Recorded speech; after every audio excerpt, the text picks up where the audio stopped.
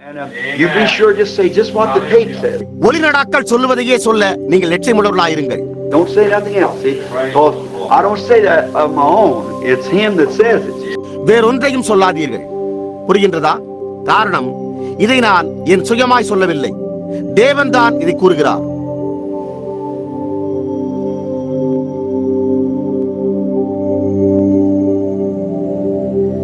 காலை வணக்கம் நண்பர்களே.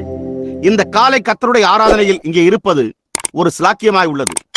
நாம் ஒரு மகத்தான நேரத்திற்காக நம்பிக்கையோடு எதிர்பார்த்துக் கொண்டிருக்கிறோம். நாம் வழக்கமாக கண்காணிகளுடைய அலுவலகம் என்று அழைக்கிற அந்த இடத்தில் நான் அங்கே பின்னால் இருந்தேன். அங்கே இப்பொழுது ஒலிப்பதிவு கருவிகள் இருக்கின்றன. நான் அங்கே பின்னால் இல்லினாய்ஸில் உள்ள ஜாலியட் என்ற இடத்திலிருந்து வந்திருந்த ஒரு வாலிப பெண்மணியோடும் அவளுடைய தாயாரோடும் சற்று முன்னர் பேசிக் கொண்டிருந்தேன். அந்த பெண் என்ன ஒரு தேவனுடைய கிருபையின் விளைபயன் என்பதை குறித்து நான் சற்று முன்னர் எண்ணி பார்த்துக் கொண்டிருந்தேன். பெரும்பாலும் இங்கே சுற்றிலும் உள்ள நம்ம எல்லோருக்கும் அவளை தெரியும். அவள் மிதமிஞ்சிய குடிப்பழக்கமுடையவள், ஒரு விதமாக மிக மோசமான நிலையில் இருந்த ஒருவள். அவள் மேடையை விட்டு சென்றதிலிருந்து இன்று காலை வரையில் இதற்கு முன்பு அவளுடைய கதையை நான் ஒருபோதும் தெளிவாக கேட்டதே இல்லை. கர்த்தர் அவளுடைய தவறு எல்லாவற்றையும் என்ன சம்பவிக்கப் போவதா இருந்தது என்பதையும் வெளிப்படுத்தி இருந்தார். தேவன் அவளை ஒரு குடிகார கல்லறையிலிருந்து ரட்சித்திருந்த காரணத்தால் அவள் மேடையை விட்டு சென்று அழுது களி கூர்ந்தாள். ஒரு பெண்மணி ரோசல்லாவின் இடத்துக்கு நடந்து சென்று தன்னுடைய மகளை குறித்து கூறி அழத் துவங்கினாள். அவள் ஒரு போதைப் பொருளுக்கு அடிமையாய் இருந்தாள் என்று நான் நினைக்கிறேன். உங்களுக்கு தெரியும், தேவனுடைய கிருபையினால் அதற்கு அடுத்த இரவு அவள் அழைக்கப்பட்டாள் என்று நான் நம்புகின்றேன். ரோசல்லா, அப்படித்தானே? போதைப் பொருளுக்கு அடிமையாய் இருந்த அந்த பெண் அழைக்கப்பட்டு சுகமாக்கப்பட்டாள். அவளும் அவளுடைய கணவனும் சுவிசேஷத்தை பிரசங்கித்துக் கொண்டிருக்கிறார்கள். அந்த அழகான பெண்மணி ரோசல்லாவோ தேவனை குறித்து அனுபவம் வாய்ந்தவளாய் இருக்கிறாள். இப்பொழுது அவள் மிகவும் மரியாதைக்குரியவளாய் இருக்கிறாள். அவள் தன்னுடைய இருதயத்தில் இருந்த ஒரு அழைப்பினை உணர்ந்திருக்கிறாள். ஆனால் பெண் பிரசங்கிமார்களை குறித்து வேதத்தில் அறிவோம். பாருங்கள், அதில் ஏதோ ஒரு காரியம் உள்ளதை அவள் அறிந்திருக்கிறாள். தேவன் அவளை சாட்சி கொடுக்க சிறைச்சாலைகளுக்குள்ளும் மற்ற இடங்களுக்கும் வழிநடத்தி கொண்டிருக்கிறார். தேவனுடைய சித்தப்படி தேடி அறிந்து கொள்வது அப்படியே அற்புதமானதாய் உள்ளது. சில நேரத்தில் நாம் ஒரு உணர்வினை பெற்றுக் கொள்கிறோம். ஆனால் அந்த உணர்வினை சில இடங்களுக்கு கொண்டு செல்ல விரும்புகிறோம். நீங்கள் கவனிக்கவில்லை என்றால் பிசாசு அந்த உணர்வினை தாறுமாறாக்கி ஏதோ ஒன்றுக்குள்ளாக கொண்டு செல்வான். ஆனால் நாம் வேதாகமத்தில் தரித்திருக்கும் வரையில் நாம் அப்பொழுது சரியாயிருக்கிறோம். நீங்கள் பாருங்கள், நாம் கர்த்தருடைய சித்தத்தோடு முன்னோக்கி சென்று கொண்டிருக்கிறோம். ஆகையால் அந்த ரோசல்லா முடிவாக எங்காவது ஊழிய களங்களுக்குள் திரும்புவாள் என்று நான் நம்புகிறேன். ஏனென்றால் அமெரிக்கா சுவிசேஷத்தை விரும்புகிறதில்லை. நீங்கள் அதை அறிவீர்கள். நாம் அதை அப்படியே அங்கு ஒப்புக்கொள்ளலாம். அதாவது இந்த ஆங்கிலேய இன மரபின மக்களும் முடிவுற்று விட்டனர், அவ்வளவுதான். அமெரிக்கா இனி ஒருபோதும் சுவிசேஷத்தை ஏற்றுக்கொள்ளாது. ஓ, நீங்கள் இடையிடையே ஒரு சிலவற்றை பெற்றுக்கொள்ளலாம். ஆனால் சுவிசேஷத்தை பொறுத்த மட்டில் அது முற்று பெற்று விட்டது. உங்களால் அவர்களுக்கு பிரசங்கிக்க முடியாது. அவர்களிடத்தில் பேசவும் கூட முடியாது. அவர்கள் எதையுமே விசுவாசிக்க மாட்டார்கள். புரிகிறதா? அவர்கள் தங்களுடைய சொந்த தலைகணம் பிடித்த கருத்துக்களை வைத்துக் கொண்டு அவைகளையே நிலைநாட்டியுள்ளனர். இந்த தேசத்திற்கான நியாய தீர்ப்பே அடுத்த காரியங்களாகும். அவள் அதையும் கூட பெற்றுக்கொள்ளப் போகிறாள். அது ஒரு கால் கிளர்ச்சியின்மையினூடாக இருக்கலாம், அது அணுகுண்டினூடாக இருக்கலாம், அது ஒரு பெரிய வாதையினூடாக, ஒரு வியாதியினூடாக, அல்லது வேறேதோ ஒரு காரியத்தினூடாக இருக்கலாம். ஆனால் அவள் நியாய தீர்ப்புக்கு ஆயத்தமாயிருக்கிறாள். அதுவோ வந்து கொண்டிருக்கிறது. கோடிக்கணக்கானோர் மடிந்து போவார்கள். நேற்றைய தினம் நாங்கள் ஒரு இடத்தை கடந்து வந்தோம். அதாவது சகோதரன் சேபல் அவர்களும் நானும் சகோதரன் உட்ஸ் அவர்களும் கெண்டக்கியிலிருந்து வந்து கொண்டிருந்தோம். நாங்கள் அங்கே 3 நாட்களாக இருந்தபோது ஒரு வீடமைப்பு திட்டம் நடைபெற்றுக் கொண்டிருந்த இடத்தை கடந்து செல்ல நேரிட்டது. அப்பொழுது சகோதரன் சேபல் அவர்கள், இல்லை, நான் மறந்துவிட்டேன், அவர் அந்த திட்டத்தில் ஈடுபட்டுள்ள ஜனங்களில் பெரும்பாலானோர் எந்த சபைக்குமே செல்லுகிறதில்லை என்று கூறினார். நீங்கள் அவர்களிடத்தில் அதை குறித்து கேட்டு பாருங்கள். நாங்கள் எங்களுடைய தொலைக்காட்சியை வைத்துள்ளோம், அந்த விதமாகவே நாங்கள் ஆறுதலை கண்டடைகிறோம் என்பார்கள். பார்த்தீர்களா? அதுதான் அமெரிக்க மனப்பான்மையாய் உள்ளது. புரிகிறதா? நாங்கள் தொலைக்காட்சியை வைத்துள்ளோம், நாங்கள் ஏராளமான பணத்தை வைத்துள்ளோம், நாங்கள் அருமையான கார்களை வைத்துள்ளோம், நல்ல வீடுகளை வைத்துள்ளோம், எங்களுக்கு ஆண்டவரிடத்தில் என்ன தேவை உள்ளது? எங்களுக்கு அது தேவையில்லை என்கிறார்கள். அதுதான் அவர்கள் மனப்பான்மையே. நாம் பெற்றுள்ள மார்க்கம் மற்றும் ரட்சிப்பை குறித்த காரியத்தில் அன்பு மாத்திரமே உண்மையான தேவபக்தி உள்ள ஜனங்களுக்கு மத்தியில் உள்ளது. அது சம்பவிக்கும் என்று வேதம் கூறியுள்ளதை நீங்கள் அறிவீர்கள். வேதத்தை வாசிப்பவர்களாகி நீங்கள் ஆமேன் என்று நீங்கள் சத்தமிட்டு கூறுவதை நான் கேட்கிறேன். அங்கே பின்னால் உள்ள பிரசங்கிமார்களே, உங்களைத்தான் கூறுகிறேன், அது உண்மை. கடைசி நாட்களில் அன்பு தணிந்து போம். தெரிந்து கொள்ளப்பட்ட தேவனுடைய ஜனங்களிடையே மாத்திரம்தான் அன்பு விடப்பட்டிருக்கும். தகப்பன் தாய்க்கு விரோதமாகவும், தாய் தகப்பனுக்கு விரோதமாகவும், பிள்ளைகள் பெற்றோருக்கு விரோதமாகவும், இன்னும் பல்வேறுபட்டவர்கள் ஒருவருக்கு விரோதமாக ஒருவர் இருப்பார்கள். தெரிந்து கொள்ளப்பட்டவர்களிடத்தில் மட்டுமே அன்பு விடப்பட்டிருக்கும். தெரிந்து கொள்ளுதல் என்னும் வார்த்தை தெரிந்து கொள்ளப்பட்ட என்ற வார்த்தையிலிருந்தே வருகிறது. தேவனால் தெரிந்து கொள்ளப்பட்ட ஜனங்கள். சற்று முன் அந்த அறையிலே என்னிடத்தில் ரோசல்லா குறிப்பிட்டு கூறிக்கொண்டிருந்த அந்த சம்பவத்தில் அந்த இரவு ஏதோ காரியம் சம்பவித்தது என்று அவள் கூறினதை குறித்து நான் சற்று முன் சிந்தித்துக் கொண்டிருந்தேன். அவள் மிதமிஞ்சிய மதுபான அடிமையாய் போதை கொண்ட கண்களோடு இருந்தபோது எப்படியாய் அவளுடைய ஜீவியத்தை குறித்து யாவும் கூறப்பட்டது. போதைப் பொருள் அடிமைத்தனத்திலிருந்து மீட்டு நல்வாழ்வு அளிக்கும் எந்த சங்கங்களுமே ஒன்றுமே செய்ய முடியாமற் போயிற்று. 4 மருத்துவர்கள் அவளை கைவிட்டிருந்தனர். ஒன்றுமே செய்ய முடியாமற் போயிற்று. எப்படியாய் அவள் இங்கு வந்த அந்த நொடிப்பொழுதிலிருந்து ஏதோ காரியம் சம்பவித்திருந்தது. இப்பொழுது அவள் அந்த போதை கொண்ட கண்களோடு இல்லை. அவள் 33 வயதுடைய ஒரு அருமையான அழகான வாலிப பெண்மணியாயிருக்கிறாள். ஆனால் காண்பதற்கோ அவள் கிட்டத்தட்ட 22 வயதினை போன்றே உள்ளாள். தேவன் அவளுக்காக என்ன செய்தார், எப்படி செய்தார் என்றும், அவள் எப்படி வித்தியாசமாக காணப்படுகிறாள் என்றும் பாருங்கள். ஆனால் நானோ ரோசல்லா உலக தோற்றத்திற்கு முன்னே தேவன் அந்த நொடிப்பொழுதை நியமித்திருந்தார் என்றேன். ஆமையா, புரிகிறதா? சரி. அந்த சிறுவன் வில்லிப்பால் அங்கே பின்னால் இருந்தபோது அங்கே அந்த நெருக்கத்தில் இருந்து கொண்டு ஜனங்களுக்கு அன்றிரவு ஜெபாட்டைகளை கொடுத்துக் கொண்டிருந்தான். அவன் யாருக்கு ஜெபாட்டையை கொடுத்துக் கொண்டிருக்கிறான் என்பதை சற்றேனும் எப்படியும் அறிந்திருக்கவில்லை. ரோசல்லா, அது அற்புதமாயிருக்கிறது அல்லவா? ஆமேன். ரோசல்லா, கர்த்தர் உங்களை ஆசீர்வதிப்பாராக. நாங்கள் அதற்காக ஜெபிப்போம் என்று நான் நிச்சயம் நம்புகிறேன். தேவன் அவளை வழிநடத்தும்படிக்கு சபையானது ஜெபிக்க வேண்டும் என்று அவள் விரும்புகிறாள். அதுவே அவருடைய மாறாத கரத்தை பின்பற்றுவதாகும். ஓ, அது மிகவும் நல்லதாகவே உள்ளது. இந்த காலையில் குறிப்பிடத்தக்க ஒரு புது செயல்முறை திட்டம் என் முன்னே வைக்கப்பட்டது. அது இங்கே ஏதோ ஒரு பன்மடங்கு செல்வப்பெருக்கு கொண்ட கோடீஸ்வரர் கெண்டக்கில் உள்ள லூயிவில்லில் எனக்கு $50 லட்சம் மதிப்பில் ஒரு கூடாரத்தை கட்டித்தருவதை குறித்ததாகும். ஆனால் என் இருதயத்தில் உள்ள ஏதோ ஒன்று, நிறுத்து, நீ ஒரு மேய்ப்பன் அல்ல என்றது. புரிகிறதா? ஆகையால் $50 லட்சம் பணம் குறிப்பிட்ட காரியத்திற்காக ஒதுக்கப்படும். மதுபானம் மற்றும் அதுபோன்ற காரியத்திற்காக அரசாங்கத்திற்கு செலுத்த வேண்டியதாயிருக்கும். ஆனால் அவரோ கர்த்தருக்காக ஒரு கூடாரத்தை கட்டும்படி செலவிடவே விரும்புகிறார். ஆனால் அதுவோ தேவனுக்கு ஊழியம் செய்கிற, அதாவது ஒரு தேவனுடைய ஊழியக்காரனுக்கு செல்லுகிறது என்று நான் நம்புகிறேன். ஆனால் அதற்கு $50 லட்சம் ஒதுக்கப்பட்டுள்ளது. அது என்ன ஒரு கூடாரமாய் உருவாகும் என்பதை குறித்து சற்று சிந்தித்து பாருங்கள். ரோசல்லா, அது எப்படி பிரம்மாண்டமாய் காணப்படும் என்பது புரிகிறதா? ஆனால் அதை வித்தியாசமாக கூறுகிற ஏதோ ஒன்று இங்கே உண்டு. புரிகிறதா? பார்த்தீர்களா? இங்கே ஏதோ ஒன்று உண்டு. நாம் இந்த சிறிய பழைய கூடாரத்துக்கு வருகிறோம். நீங்களோ அந்நியராயிருக்கிறீர்கள். இது இங்கே மூலையில் உள்ள ஒரு கவர்ச்சி வாய்ந்த ஸ்தலமாய் இருக்கக்கூடும். நீங்கள் அதை தெளிவாக உணர்கிறதில்லை. அந்த ஜனங்களோ இந்த இடத்திலே அதை கட்டி உருவாக்க விரும்பியுள்ளனர். ஆனால் இதுவோ நாம் இதை விரும்புகிற விதத்திலேயே உள்ளது. பாருங்கள், நாம் இதை விரும்புகிற விதத்திலேயே இது உள்ளது. நாம் அங்கே இருந்த அந்த பழைய இருக்கைகளில் உட்கார்ந்து கொண்டிருந்தோம். அதுவே இங்கே இந்த கூடாரத்தில் இருந்த பழைய அசலான இருக்கைகளாயிருந்தன. அவை வெள்ளத்தின் போதோ மிதந்து மேலே சென்று விட்டிருந்தன. என்னுடைய வேதாகமம் பிரசங்கப்பீடத்தின் மேல் இந்த விதமாக திறந்து வைக்கப்பட்டிருந்தது. அப்பொழுது அதுவோ மேலே மிதந்து சென்று மேற்கூரையின் மேல் ஒட்டி கொண்டிருந்து, பின்னர் கர்த்தராகிய நான் அதை நட்டிருக்கிறேன், என் கரத்தில் இருந்ததை எவரும் பிடுங்கிக் கொள்ளாதபடிக்கு நான் அதற்கு இரவும் பகலும் நீர் பாய்ச்சுவேன் என்று திறக்கப்பட்டிருந்த வார்த்தையோடு மேலே சென்று மீண்டும் திரும்பி வந்தது. நாம் எப்படி இங்கே ஒரு சிறு படகின் மூலம் துடுப்பினை பயன்படுத்தி பார்வையிட்டோம். ஆயினும் வெள்ளத்திற்கு பிறகு அந்த பிரசங்க பீடம் திரும்பி கீழே இறங்கி வந்தது. இருக்கைகளும் திரும்பி அவைகள் இருந்த இடத்திற்கே திரும்பி வந்தன. அவைகள் எல்லாவற்றையும் துடைத்து தேய்த்து கழுவ வேண்டியதாயிருந்தது. புரிகிறதா? பார்த்தீர்களா? ஆகையால் நாம் இதை விரும்புகிற விதமாகவே இது அமைந்துள்ளது. இது ஒரு சாதாரண ஜனங்களுக்கான, அற்புதமான ஆண்டவருக்கான ஒரு சாதாரண இடமாய் உள்ளது. ஆமேன். இப்பொழுது இன்றைக்கு நாம் சிலவற்றை பார்க்க போகிறோம். நாம் மிகச்சிறந்த பாலேட்டை பெற்றுக்கொள்ள துவங்கிக் கொண்டிருக்கிறோம். பாலேடு பாலிலிருந்து எடுக்கப்படுகிறது என்பதை நீங்கள் அறிவீர்கள். நினைவிருக்கட்டும், பாலேட்டை உண்டு பண்ண பால் தேவைப்படுகிறது என்பதை நீங்கள் அறிவீர்கள். பாலேடு என்பது பாலில் உள்ளடங்கியுள்ளது. ஆகையால் நாம் 1வது 2வது அதிகாரங்களை பார்த்து முடித்து விட்டபடியால் நாம் 3ஆம் அதிகாரத்தையும் பார்த்து முடித்துவிட்டு மகிமையான எபிரேய புத்தகத்தின் 4ஆம் அதிகாரத்தை துவங்க இருக்கிறோம்.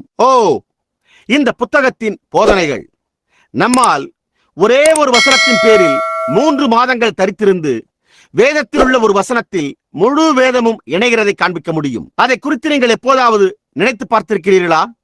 உங்களால் ஒரு வசனத்தை கூட தவறு என்று சுட்டிக்காட்ட முடியாது. ஏனென்றால் நம்மால் கிருபையினாலும் பரிசுத்தாவியின் உதவியினாலும் அதனை ஆதியாகமத்திலிருந்து வெளிப்படுத்தின விசேஷம் வரை இணைத்து காட்ட முடியும். வேதாகமத்தை போன்று வேறெந்த இலக்கிய புத்தகமும் இவ்வாறு இணைத்து காட்டக்கூடியதாய் எங்குமே எழுதப்பட்டிருக்கவில்லை. வேதாகமத்தை போன்று கணித ரீதியாகவும் புவியியல் ரீதியாகவும் ஒவ்வொரு வழியிலும் சரியாக காணப்படுகிற விதமாய் வேறெந்த புத்தகமும் எழுதப்பட்டிருக்கவில்லை. வேதாகமத்தை போன்று உலகில் வேறெந்த புத்தகமும் அவ்வாறு எழுதப்படவே இல்லை என்றே நான் பொருட்படுத்தி கூறுகிறேன். அவ்விதமான ஒன்று கிடையவே கிடையாது. வேதாகமத்தின் எண்ணியல் பரிபூர்ணமான பொருத்தத்தில் உள்ளது. அதன் அதிகாரங்களும் நிறுத்தற்குறிகளும் மற்றுமுள்ள ஒவ்வொரு காரியமும் கூட பரிபூர்ணமாய் இருக்கின்றன. வேறெந்த புத்தகமும் இவ்வாறு கிடையாது. மற்ற புத்தகங்களில் முரண்பாடு இல்லாமல் எந்த அதிகாரத்தையும் உங்களால் வாசிக்க முடியாது. ஆனால் முழு வேதாகமத்திலும் முரண்பாடு என்ற ஒன்று கிடையவே கிடையாது. இது அநேக மனிதர்களால் எழுதப்பட்டது. நூற்றுக்கணக்கான வருடங்களாக தனித்தனியே எழுதப்பட்டது. ஒருவர் எழுதினதை மற்றொருவர் அறிந்திருக்கவில்லை. ஒருவர் இங்கே அந்த ஒன்றை எழுதினார், ஒருவர் மற்றொன்றை அங்கே எழுதினார், மற்றொன்றையோ வேறொருவர் இங்கே எழுதினார். அவை யாவும் ஒன்று சேர்க்கப்பட்ட போது அது தேவனுடைய வேதாகமானது. ஒன்றுக்கொன்று கணித ரீதியாகவோ புவியியல் ரீதியாகவோ முரண்பாடாய் இருக்கவில்லை. வேதாகமத்தை குறித்த எந்த காரியமும் ஒவ்வொரு காரியமும் எண்ணியல் மற்றுமுள்ள ஒவ்வொரு காரியமும் பரிபூரண இசைவாய் காணப்படுகிறது. எனவே அது ஆவியினால் ஏவப்பட்டதல்லவென்றால் பின்னர் நீங்கள் எதை ஆவியின் ஏவுதல் என்று அழைப்பீர்கள் என்று எனக்கு தெரியாது. நான் இந்த ஆசீர்வதிக்கப்பட்ட பண்டைய வேதத்திற்காக மிகவும் மகிழ்ச்சி அடைகிறேன். அவர்களில் சிலர், நீர் ஒரு கத்தோலிக்கரா, நீர் ஒரு புராட்டஸ்டன்டா என்று கேட்டனர். அதற்கு நான், அவை இரண்டுமே அல்ல, நான் வேதாகமத்தை விசுவாசிக்கிறேன் என்று கூறினேன். அது உண்மை. நான் வேதத்தை விசுவாசிக்கிறேன். இந்த தேசத்தில் பிரசங்கிக்க நமக்கு இன்னும் சுதந்திரம் உண்டு என்பதற்காக நான் மகிழ்ச்சி அடைகிறேன். ஓ, அது அற்புதமானது. இப்பொழுது அதிலிருந்து நாம் ஆய்ந்து படிக்கப் போகிறோம். நாம் எபிரேயர் புத்தகத்திற்கு திருப்பி 3ஆம் அதிகாரத்தில் துவங்குவோம். நாம் 15வது வசனத்தில் விட்டிருந்தோம். இப்பொழுது நீங்கள் எல்லோருமே, நான் சற்று முன்னர் வாசிப்பதற்கான என்னுடைய மூக்கு கண்ணாடி எடுத்த போது சிலர் கவனித்து பார்க்கிறதை நான் கண்டேன். என்னுடைய கண்கள் மோசமான நிலையில் இல்லை. ஆனால் நான் 40 வயதை கடந்து விட்டேன். சாதாரணமாகவே என்னால் இதை இங்கே வாசிக்க முடியும். ஆனால் மூக்கு கண்ணாடியை கொண்டு இன்னும் சற்று நன்றாக இதை வாசிக்க முடியும். அவர்கள் ஒரு ஜோடி கண்ணாடிகளை வாசிப்பதற்காக எனக்கு தயாரித்து கொடுத்துள்ளனர். ஏனென்றால் என்னால் அதன் மூலமாக நன்றாகவும் மேலாகவும் வாசிக்க முடியும். அதற்காகத்தான் நான் அவைகளை பெற்றுள்ளேன். முதலில் நாம் ஒரு சிறு பின்னணியை பற்றி பேச விரும்புகிறோம். ஏனென்றால் எபிரேய புத்தகத்தின் முதல் பாகத்தை சரிவர கேட்டு அறிந்திராத சில அந்நியர்கள் ஒரு கால் நமக்கு மத்தியில் இருக்கலாம். இங்கே மூலையில் அமர்ந்திருப்பது திருமதி காக்ஸ், நீங்கள் தானே? தேவனுடைய கிருபைக்கென ஒரு சாட்சியை நான் கூற துவங்கும் முன்னர் நான் அவர்களை காண்பதற்காக நிச்சயமாகவே மகிழ்ச்சி அடைகிறேன். தன்னுடைய முகத்தை புற்றுநோய் அரித்து போட்ட ஒரு ஸ்திரீ இங்கே இருந்தாள். அவள்தான் சகோதரி வுட், அவர்களுடைய தாயார். ஒலிப்பதிவு செய்கின்ற ஜீன் மற்றும் லியோவோடு நான் மிக்சிகனில் இருந்தேன். அப்பொழுது நான் வீடு திரும்பும் அடியில் என் மனைவி என்னை தொலைபேசியில் கூப்பிட்டாள். இல்லை, நான் அவளை தொலைபேசியில் கூப்பிட்டேன். அப்பொழுது அவளோ, நீங்கள் உடனடியாக திருமதி காக்ஸ் அவர்களுக்கு, திருமதி வுட் அவர்களுடைய தாயாருக்கு போய் ஜெபியுங்கள், ஏனென்றால் புற்றுநோய் அவளுடைய முகத்தை அரித்துக் கொண்டிருக்கிறது என்று கூறினாள். அது கண்ணின் பக்கவாட்டிற்குள் சென்று பின்னர் அங்குள்ள எலும்பினண்டைக்கு சென்று அரித்து அவளுடைய முகத்தின் ஒரு பக்கத்தில் பரவியிருந்தது. யாரோ ஒரு மருத்துவர் அதற்கு ஏதோ ஒரு காரியத்தை செய்திருந்தார். ஆயினும் அது மிகவும் மோசமாகி அப்படியே பரவிக்கொண்டிருந்தது. அதில் ஏதோ ஒரு விதமான மருந்தை தடவியிருந்தனர். அவர்களோ கேம்ஸ்பெல்ஸில் இருந்து கெண்டக்கிக்கு, இல்லை, கெண்டக்கியில் உள்ள ஆக்டானில் இருந்து லூயிவில்லுக்கு அவளை சிகிச்சைக்காக கொண்டு வந்தனர். எனவே நான் முதன்முறையாக திருமதி வுட் அவர்கள் நிலைகுலைந்து போயிருந்ததை கண்டேன். ஏனென்றால் உண்மையாகவே அது அவளுடைய தாயாகும். நிச்சயமாகவே அவள் நிலைகுலைந்து போய்விட்ட நிலையில் இருந்ததை உணர்ந்திருந்தாள். எனவே தேவன் ஜெபத்திற்கு பதிலளிப்பார் என்று அவரிடத்தில் நம்பிக்கை கொண்டு அறைக்குள்ளாக சென்று அவளுக்காக ஜெபித்தேன். ஒரு சில நாட்களிலேயே அவள் குணமடைந்து விட்டாள். அவள் அங்கே இப்பொழுது அமர்ந்திருக்கிறாள். ஆச்சரியமான கிருபையினால் அவர் அவளுக்காக எப்படியாய் அதை செய்துள்ளார். நீங்கள் எழும்பி நிற்பீர்களா? அதாவது நான் உங்களை பகிரங்கமாக எழுந்து நிற்கும்படிக்கு கூற விரும்பவில்லை. எங்கே புற்றுநோய் தங்கியிருந்தது? அங்கே முகத்தின் அந்த பக்கத்தில். அங்கே பாருங்கள். அவளுடைய முகத்தின் அந்த பக்கத்தில் பரவி அவளுடைய கன்னத்தின் எலும்பினுள் அரித்து அவளுடைய கண்ணை சுற்றிலும் பரவி அரித்து விட்டிருந்தது. தேவன் அவளை குணப்படுத்தினார். அவர் அற்புதமானவர் அல்லவா? கர்த்தர் ஒரு தரிசனத்தின் மூலமாக என்ன செய்தார் என்பதை கடந்த ஞாயிறு இங்கிருந்து எத்தனை பேர் கண்டீர்கள்? ஒரு மனிதன் முடமாயும் குருடாயும் ஒரு சக்கர நாற்காலியில் இங்கே அமர்ந்திருந்தார். அந்த வயோதிக மனிதன் இங்கே அமர்ந்திருந்து சகோதரன் பிரணாம் என்று கூப்பிட்ட போது ஏதோ ஒரு காரியம் என்னை புண்படுத்தியது. அது இங்கிருந்த அந்த சகோதரன் தான் என்று நான் நினைக்கிறேன். அவர் என்னுடைய மனைவிக்காகவும் அதே விதமாக செய்யுங்கள் என்றார். அவருக்கு முடமான ஒரு மனைவி இங்கே இருந்தாள். அப்பொழுது என் இருதயம் அப்படியே கரைந்து போயிற்று. இந்த உலகத்தில் என்னால் எதை கொடுக்க முடிந்தாலும் நான் கொடுத்து விடுவேன். ஆனால் அதுவோ என்னுடைய வல்லமையாய் இருக்கவில்லை. ஆனால் தேவனதை செய்ய வேண்டும் என்று ஜெபிக்கும்படியாக என்னுடைய வல்லமையும் உங்களுடைய வல்லமையும் முன்வைக்க வேண்டியதாய் உள்ளது. அவர் ஒரு முடமான மனைவியை உடையவராயிருந்தார். அவளோ செயலிழந்த கரமும் செயலிழந்த ஒரு பாதத்தையும் உடையவளைப் போல காணப்பட்டாள். இந்த மனிதன் அவளை பார்க்கிலும் மிகவும் மோசமாக இருந்தார். ஏனென்றால் அவளால் எழுந்து நின்று சற்று நடக்க முடிந்தது. ஆனால் இந்த மனிதனாலோ அதை கூட செய்ய முடியாமல் இருந்தது. அவனுடைய மூளையின் முக்கிய நரம்போ செயலிழந்து போயிருந்தது. மேயோ மருத்துவர்கள் இன்னும் ஏராளமான மற்ற அநேகர் அவனை கைவிட்டிருந்தனர். ஒரு கத்தோலிக்க மருத்துவர் அவனை இங்கே அனுப்பியிருந்தார். அவனுடைய பையன் இந்தியானா ஜாஸ்பரில் உள்ள பரிசுத்த மெயின்ராட் என்ற ஆலயத்தில் ஒரு கத்தோலிக்க பாதிரியாராயிருக்கிறான். ஆனால் அங்கே அந்த எடுப்புதல் உண்டாவதற்கான அஸ்திவார கற்களாய் அது அமைந்துள்ளது. அவன் எழும்ப முயற்சித்த போது அவன் என்னால் எழும்ப முடியவில்லையே என்றான். பின்னர் அவன் மேல் நோக்கி பார்த்துவிட்டு ஆம் என்னால் முடியும் என்றான். அவனால் பார்வையடைந்து காண முடியாது என்றே அவன் எண்ணிக்கொண்டான் என்பதை நீங்கள் அறிவீர்கள். அவனோ மேல் நோக்கி பார்த்து அவனுடைய தலையை உயர்த்த நேர்ந்த போது அப்பொழுது அவனால் நடக்கவும் பார்க்கவும் முடிந்தது. அவன் தானாகவே அந்த கூடாரத்தின் இடைப்பட்ட நடைப்பிரகாரங்களில் நடந்து சென்றான். அவர்களோ பிரஸ்பிட்டேரியன்களாய் இருந்தனர். அவன் வைதிக சபை அங்கத்தினனாய் இருந்தான். பெந்தேகோஸ்தேக்கள் அல்லது பரிசுத்தம் என்ற ஸ்தாபன ஜனங்களால் மாத்திரமே சத்தமிட முடியும் என்று நீங்கள் நினைக்கிறீர்கள். அவர்கள் அந்த விதமான ஏதோ ஒரு காரியம் சம்பவிப்பதை காணும் போது மாத்திரமே நிச்சயமாக அவர்களால் சத்தமிட முடியும். அப்பொழுது அவர்களோ ஒருவரை ஒருவர் கட்டித் தழுவி சத்தமிடுகிறார்கள். அந்த முடமான குருடனோ எழுந்து தன்னுடைய சக்கர நாற்காலியை படிகளில் தள்ளிக்கொண்டே நடந்து சென்றான். அவனுடைய தலையிலிருந்து நரம்பு செயலிழந்து போயிருந்தும் எழுந்து நடந்தான். அதை குறித்து சிந்தித்து பாருங்கள். உங்களைப் போல அல்லது நான் நடப்பது போல நடந்தான். ஓ, அவர் அற்புதமானவராயிருக்கிறார். இப்பொழுது பவுல் இந்த எபிரேயரின் புத்தகத்தை எழுதினான். எபிரேயருக்கு இதை எழுதினதில் அவன் இதை எழுதினான். அவன் இந்த புத்தகங்களை எழுதுவதற்கு முன்னர் நாம் இப்பொழுது கண்டறிகிறோம். அதாவது இது ஒரு ஞாயிறு வேத பாட பள்ளியாய் உள்ளது. எனவே நான் நீண்ட நேரம் எடுத்துக்கொள்ளாதபடிக்கு கவனித்துக் கொள்ள முயற்சிப்பேன். அதன் பின்னர் கர்த்தருக்கு சித்தமானால் நாம் அவைகளை இன்றிரவு ஆராதனையிலும் தொடர்ந்து பேசப் போகிறோம். இப்பொழுது எபிரேய புத்தகத்தில் பவுல் எழுதின மற்ற நிருபங்களில் பவுல் யாராயிருந்தான்? அவன் ஒரு தீவிர நம்பிக்கை கொண்டிருந்த எபிரேயனாய், ஒரு வேத பண்டிதனாய், பழைய ஏற்பாட்டின் ஒரு மகத்தான உபாத்தியாயனாயிருந்தான். அவன் தன்னுடைய நாளின் மிகச்சிறந்த மனிதர்களில் ஒருவரால் கற்பிக்கப்பட்டிருந்தான். அவருடைய பெயர் என்ன என்பதை யாராவது எனக்கு சொல்லுங்கள். கமாலியேல். பவுலினுடைய நாளின் மகத்தான வேத ஆசிரியர்களில் ஒருவர். பவுல் கமாலியேலின் பாதத்தின் அருகே அமர்ந்து கற்றிருந்தான். நீங்கள் எங்கே போகிறீர்களோ, நீங்கள் எந்த சபைக்கு போகிறீர்களோ, போதகர் உங்களுக்கு என்ன போதிக்கிறாரோ அதை குறித்த ஏதோ ஒரு காரியம் உண்டு. நீங்கள் அதை அறிந்துள்ளீர்களா? அதில் ஏதோ ஒரு காரியம் உண்டு. ஆகையால் நம்மால் கண்டறிய முடிந்த மிகச்சிறந்ததையே நாம் தேட வேண்டும். எனவே நாம் மிகச்சிறந்ததையே பெற்றுக் கொண்டிருக்கிறோமே என்று சமுதாய பழக்கத்திற்கு வந்தது அல்ல, ஆனால் உண்மையான வேதாகம போதனையே பெற்றுக் கொண்டிருக்கிறோம். பாருங்கள், இஸ்ரவேலர் ஒரு சமயம் தங்களுடைய சேனைகளோடு வனாந்திரத்துக்குள் சென்றிருந்தனர். அவர்கள் அங்கே 7 நாள் சுற்றித் திரிந்த போது அவர்களுக்கோ தண்ணீர் இல்லாமற் போயிற்று. அவர்கள் கிட்டத்தட்ட அழிந்து போவதாயிருந்தனர்.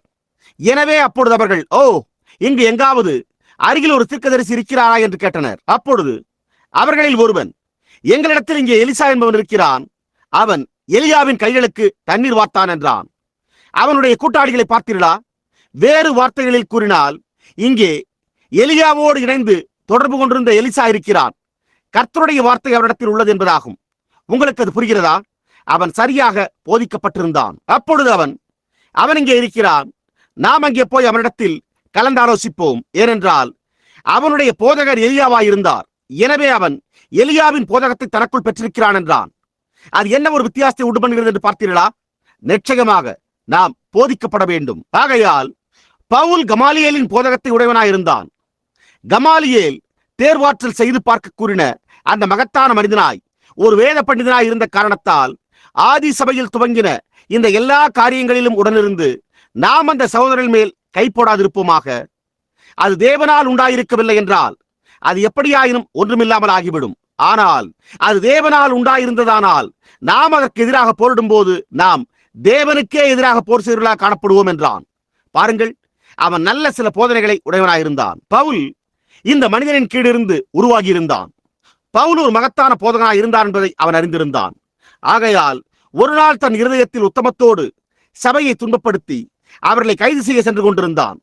நாம் நம்முடைய பின்னணியை கற்றுணர்கையில் இப்பொழுது நாம் அப்படியே பவுலிடத்திலிருந்து ஏற்பட்டிருந்த மற்றொரு சிறிய வளர்ச்சி படியினை நாம் எடுத்துக்கொள்வோம். யூதாஸ் அக்கிரமங்களினாலே, பண ஆசையினாலே, ஜீவனத்தின் பெருமையினாலே விழுந்து போனான். அவன் கிருபையிலிருந்து விழுந்து தன்னுடைய இடத்திற்கு சென்றான். அப்பொழுது சீஷர்களோ 12 பேர் இருக்க வேண்டும் என்றார்கள். சபையானது அதனுடைய எல்லா தகுதியோடு இருந்தும் சபை என்னவா இருக்கிறது என்பதை உங்களுக்கு காண்பிக்க விரும்புகிறேன். சபையானது அதனுடைய எல்லா தகுதியோடும் அதனுடைய எல்லா வல்லமையோடும் இருந்தும் அது இன்னமும் அதனுடைய மிகச்சிறந்த நிலையில் கோடிக்கணக்கான மைல்கள் வித்தியாசத்தில் எதிர்பார்த்ததை விட குறைவுற்ற நிலையிலேயே உள்ளது. அவர்கள் நமக்கு மத்தியிலே யார் அந்த ஸ்தானத்தை வகிக்கப் போவது என்பதை குறித்து நாம் தேர்ந்தாராய வேண்டும் என்றனர். எனவே அவர்கள் சீட்டு போடுவதன் மூலம் மத்தியாசை தேர்ந்தெடுத்தனர். மத்தியாஸ் இல்லை, மத்தியா என்றே நான் நினைக்கிறேன். அது மத்தியா என்றுதான் நான் நினைக்கிறேன். அவர்கள் அவரை தேர்ந்தெடுத்ததிலிருந்து 11 பேரோடு சேர்த்துக் கொள்ள அப்பொழுது அது மீண்டும் 12 ஆகிவிட்டது. ஆனால் அவரோ ஒரு காரியத்தையும் செய்யவில்லை. அந்த ஒரே முறைதான் அவனுடைய பெயர் வேதத்தில் குறிப்பிடப்பட்டிருக்கிறது. அது சபையானது தன்னுடைய தெரிந்து கொள்ளுதலை செய்ததாயிருக்கிறது. இப்பொழுது அவர்களோ அவன் ஒரு நற்பண்பு கொண்ட மனிதன் என்று எண்ணினர். அதில் சந்தேகமே இல்லை.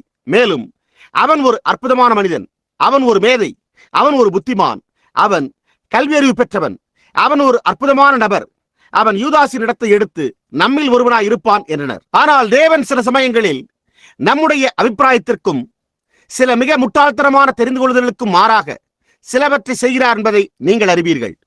இப்பொழுது தேவன் ஒரு சிறிய கொக்கிமுக்கு யூதனை கோபத்தால் நிறைந்து, நான் அங்கு போய் அவர்கள் ஒவ்வொருவரையும் கைது செய்வேன், நான் அவர்களை சிறையில் போடுவேன், நான் இதை செய்வேன் என்று தன்னுடைய வாய்மொழியாக கூறினவனையே கண்டு தெரிந்து கொண்டார்.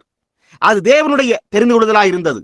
ஆனால் மற்றவர்களோ ஒரு மேதையையும் ஒரு ராஜ தந்திரியையுமே தெரிந்து கொண்டனர். அதுவே சபையினுடைய தெரிந்து கொள்ளுதலாகும். பாருங்கள், பீடத்தண்டையிலே யார் உள்ளது என்பதை நீங்கள் அறிந்திருக்கவில்லை. நீங்கள் சாட்சி கொடுத்துக் கொண்டிருக்கிறது யார் என்றும், சிறைச்சாலையில் இருக்கிறது அல்லது அது என்னவாய் உள்ளது என்று நீங்கள் அறிந்து கொள்கிறதில்லை.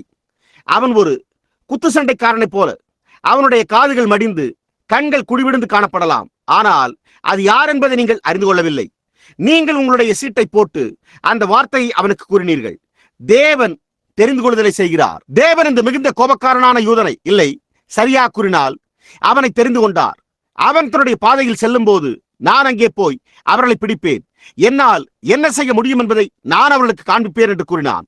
அப்பொழுது தேவனோ அவனை கீழே விட தள்ளினார். தேவன் அதுதான், அங்குதான் என்னுடைய தெரிந்து கொள்ளுதல் உள்ளது என்றார். அதுவோ சபைக்கு முட்டாள்தனமாய் இருக்கும் அல்லவா? ஏன்? அவன் சபையை துன்பப்படுத்துகிறான். அவன் ஒரு மாம்ச பிரகாரமான மனிதனாய் இருக்கிறான். ஆனால் அந்த மனிதனின் உட்புறத்தில் என்ன இருந்தது என்பதை தேவன் அறிந்திருந்தார். நான் என்ன பொருட்படுத்தி கூறுகிறேன் என்பது புரிகிறதா? ஆகையால் பவுல் ஒரு அனுபவத்தை உடையவனாயிருந்தான். மனமாற்றத்தின் மூலமாகவே அனுபவம் உண்டாகிறது என்பதை எத்தனை பேர் விசுவாசிக்கிறீர்கள்? நிச்சயமாக அது அவ்வாறு இருக்கவில்லை என்றால் நான் மனமாற்றத்தை குறித்தே சந்தேகப்படுவேன். ஒரு மனமாற்றம் அனுபவத்தை கொண்டு வருகிறது. நீங்கள் அதை இப்பொழுது எந்த காரியத்திற்கும் பிரித்திட முடியாது. சில சமயங்களில் அது சத்தமிடுவதாக இருக்கலாம், சில சமயங்களில் அது அந்நிய பாஷைகளில் பேசுவதாக இருக்கலாம், சில சமயங்களில் அது அழுவதாக இருக்கலாம், சில சமயங்களில் அது முனகுதலாக இருக்கலாம். அது என்னவென்பது உங்களுக்கு தெரியாது. ஆகையால் அதை பிரித்திட முயற்சிக்காதீர்கள். ஏனென்றால் நீங்கள் ஒவ்வொருவரும், நீங்கள் மெத்தோடிஸ்டுகள், நீங்கள் பாப்டிஸ்டுகள், நீங்கள் நஸ்ரேயன்கள், பெந்தேகோஸ்துக்கள் என அதில் தவறாயிருப்பதை நிரூபித்திருக்கிறீர்கள். ஜனங்கள் அவர்களால் முடிந்த அளவு துதித்து சத்தமிடுவதையும், அதே சமயத்தில் அவர்களால் முடிந்தால் உங்களுடைய தங்கப்பல்லையே களவாடக்கூடியவர்களா இருப்பதையும் நான் கண்டிருக்கிறேன். ஆமையா, ஜனங்கள் காய்ந்து போன ஒரு பசுமாட்டு தோலின் மேல் பட்டாணிகளை கொட்டும் போது ஏற்படும் ஓசையை போல அந்நிய பாஷைகளை பேசுவதையும், அதே சமயத்தில் வாயின் மறுபக்கத்தில் புகையிலையை வைத்துக் கொண்டு வெல்வதையும், அவர்களால் கூடுமானால் உங்களுடைய தொண்டையே துண்டித்து போடும் அளவிற்கு இருப்பதையும் நான் கண்டிருக்கிறேன் என்று நேர்மையான உத்தமத்தோடு கூறுகிறேன். அது உண்மையே. ஆகையால் அந்த காரியங்கள் எல்லாம் உங்களால் நிரூபிக்க முடிந்த அத்தாட்சியா இருக்கவில்லை. ஆனால் ஒரு நபர் ஜீவிக்கிற ஜீவியத்தின் மூலமே அதை நிரூபிக்க முடியும். அவர்களுடைய கனிகளினாலே அவர்களை அறிவீர்கள். ஆகையால் அவையாவும் தேவனை பொறுத்ததாய் உள்ளது. அவரோ ஒரு தெரிந்து கொள்ளுதலை செய்கிறார். அவர் காரியங்களை ஒன்று சேர்த்துக் கொண்டு வருகிறார். அந்த விதமாகத்தான் அது உள்ளது. ஆகையால் உங்களுடைய ஜீவியம் வேதாகமத்தின் கனிகளோடு ஒப்பிடப்படுமேயானால் அப்பொழுது நீங்கள் ஒரு நல்ல அழகான எண்ணத்தை பெற்றுக் கொள்வீர்கள். நீங்கள் தேவனுடைய குமாரரும் குமார்த்திகளுமாய் இருக்கின்றீர்கள் என்று உங்களுடைய ஆவியானது அவருடைய ஆவியோடு சாட்சி பகிர்ந்து கொண்டிருக்குமேயானால் நலமாயிருக்கும். அப்பொழுது எல்லா பொல்லாத பழைய காரியங்களும் ஒழிந்து போய் ஒவ்வொரு காரியமும் புதியதாகி நீங்கள் அன்பில் ஜீவித்துக் கொண்டு நீங்கள் சமாதானம் கிருபை போன்றவற்றை பெற்று நீங்கள் தேவனுடைய ராஜ்யத்தை நேர்த்தியாய் நெருங்கிக் கொண்டிருக்கிறீர்கள். ஏனென்றால் உங்களுக்குள்ளாக இருக்கிற ஜீவன் அந்த விதமான ஒரு ஜீவியத்தை தோற்றுவித்துக் கொண்டிருக்கிறது. புரிகிறதா? நீங்களோ ஓ அல்லேலூயா, நான் அந்நிய பாஷையில் பேசினேன் அல்லேலூயா என்று கூறலாம். அது எந்த ஒரு காரியத்தையும் பொருட்படுத்துகிறதில்லை. நீங்கள் வெளியே போய் ஒரு வீணையில் அல்லது ஏதோ ஒன்றில் ஒரு ராகத்தை இசைப்பது போன்று அது ஒரு காரியத்தையும் பொருட்படுத்துகிறதில்லை. அது ஒரு காரியத்தையுமே பொருட்படுத்துகிறதில்லை. நீங்கள் அந்நிய பாஷையில் பேசியிருந்தாலும், நீங்கள் சத்தமிட்டிருந்தாலும், நடைப்பிரகாரத்தில் மேலும் கீழும் ஓடினாலும், நீங்கள் வெங்காயம் முறித்திருந்தது போன்று கண்ணீர் வடித்திருந்தாலும், அது அனுதின ஜீவியத்தை சரிவர ஆதரித்து அதனோடு தரித்திருந்தால் ஒழிய அது எந்த ஒரு காரியத்தையுமே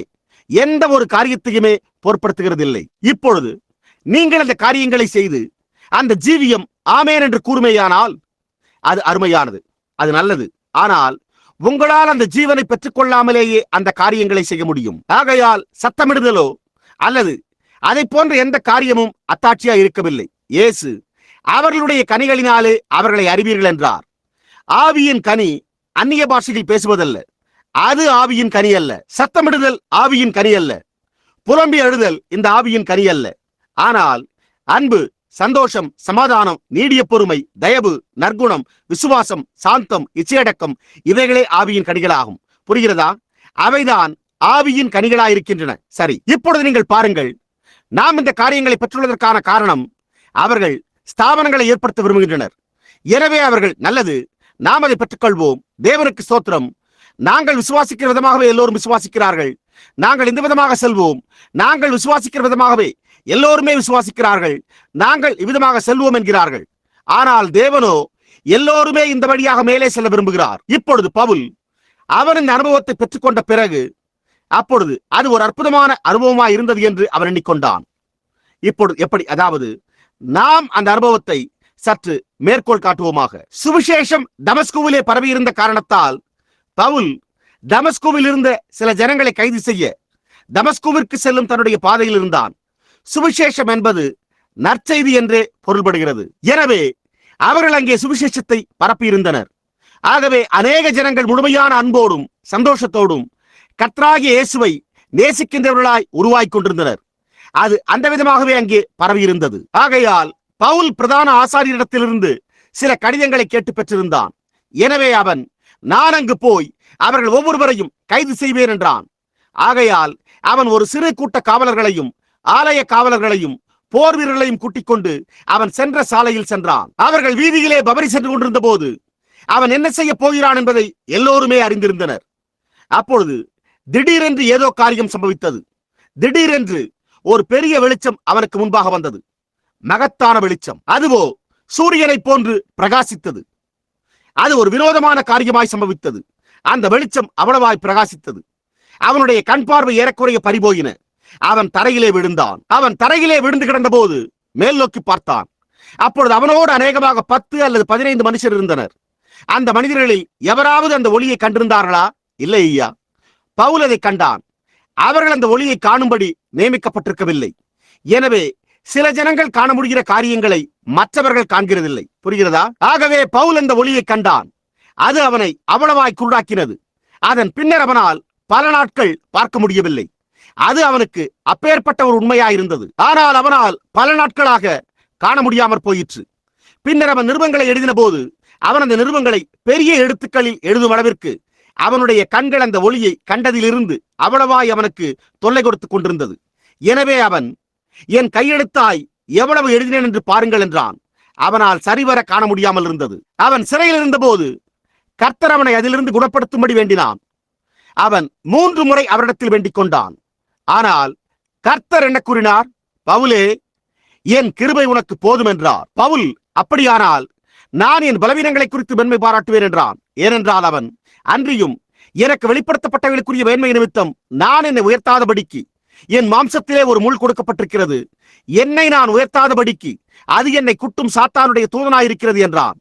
அவன் சில காலம் நன்றாக இருப்பான், பின்னர் அவை மீண்டும் அவனை துன்புறுத்தும். குட்டுதல் என்பது அடிக்கு பின் அடி என்றே பொருள்படுகிறது. சமுத்திரத்தின் மேலுள்ள கப்பலை போன்றே. உங்களுக்கு தெரியும், அலைகள் கப்பலின் மேல் மோதி அடிக்கின்றன. பாருங்கள், அடிக்கு பின் அடி என்பதாகும். அவன் கொஞ்சம் சுகமடைவான், பின்னர் அது மீண்டும் உண்டாகும். அதன் பின்னர் மீண்டும் சுகம் பெறுவான், அது மீண்டும் உண்டாகும். அப்பொழுது அவனோ, கர்த்தாவே, காரியம் என்ன? நீர் இதை என்னிடத்திலிருந்து எடுத்து போட மாட்டீரா என்று கேட்டான். அதற்கு அவரோ, பவுலே, என் கிருபை உனக்கு போதும், அது அப்படியே காத்துக்கொள்ளும் என்றார். அது காத்துக்கொள்ளும். அப்பொழுது அவன், இப்பொழுது நான் பரிபூர்ணமாய் இருந்திருந்தால், ஒவ்வொரு காரியமும் பரிபூர்ணமாய் இருந்திருந்தால், அப்பொழுது நான் அவ்வாறு இருக்கும்போது, ஓ, நான் இருமாப்படைந்து, நீங்கள் பாருங்கள், என்னிடத்தில் எந்த தவறும் இல்லை, சகோதரனே, கர்த்தர் என்னை கவனமாக பாதுகாத்துக் கொள்கிறார், அல்லேலூயா என்று கூறுவேன் என்றான். அப்பொழுது நீங்கள் சுய நீதியையே பெற்றுக் கொண்டிருக்கிறீர்கள். உங்களுக்கு தெரியுமா, எப்பொழுதாவது ஒருமுறை உங்களை சற்று ஒரு விதமான அடக்கத்துடன் வைத்திருக்க தேவன் உங்களுக்கு ஒரு சிறிதான ஏதோ ஒன்றை கொடுக்க வேண்டும். அது உண்மை.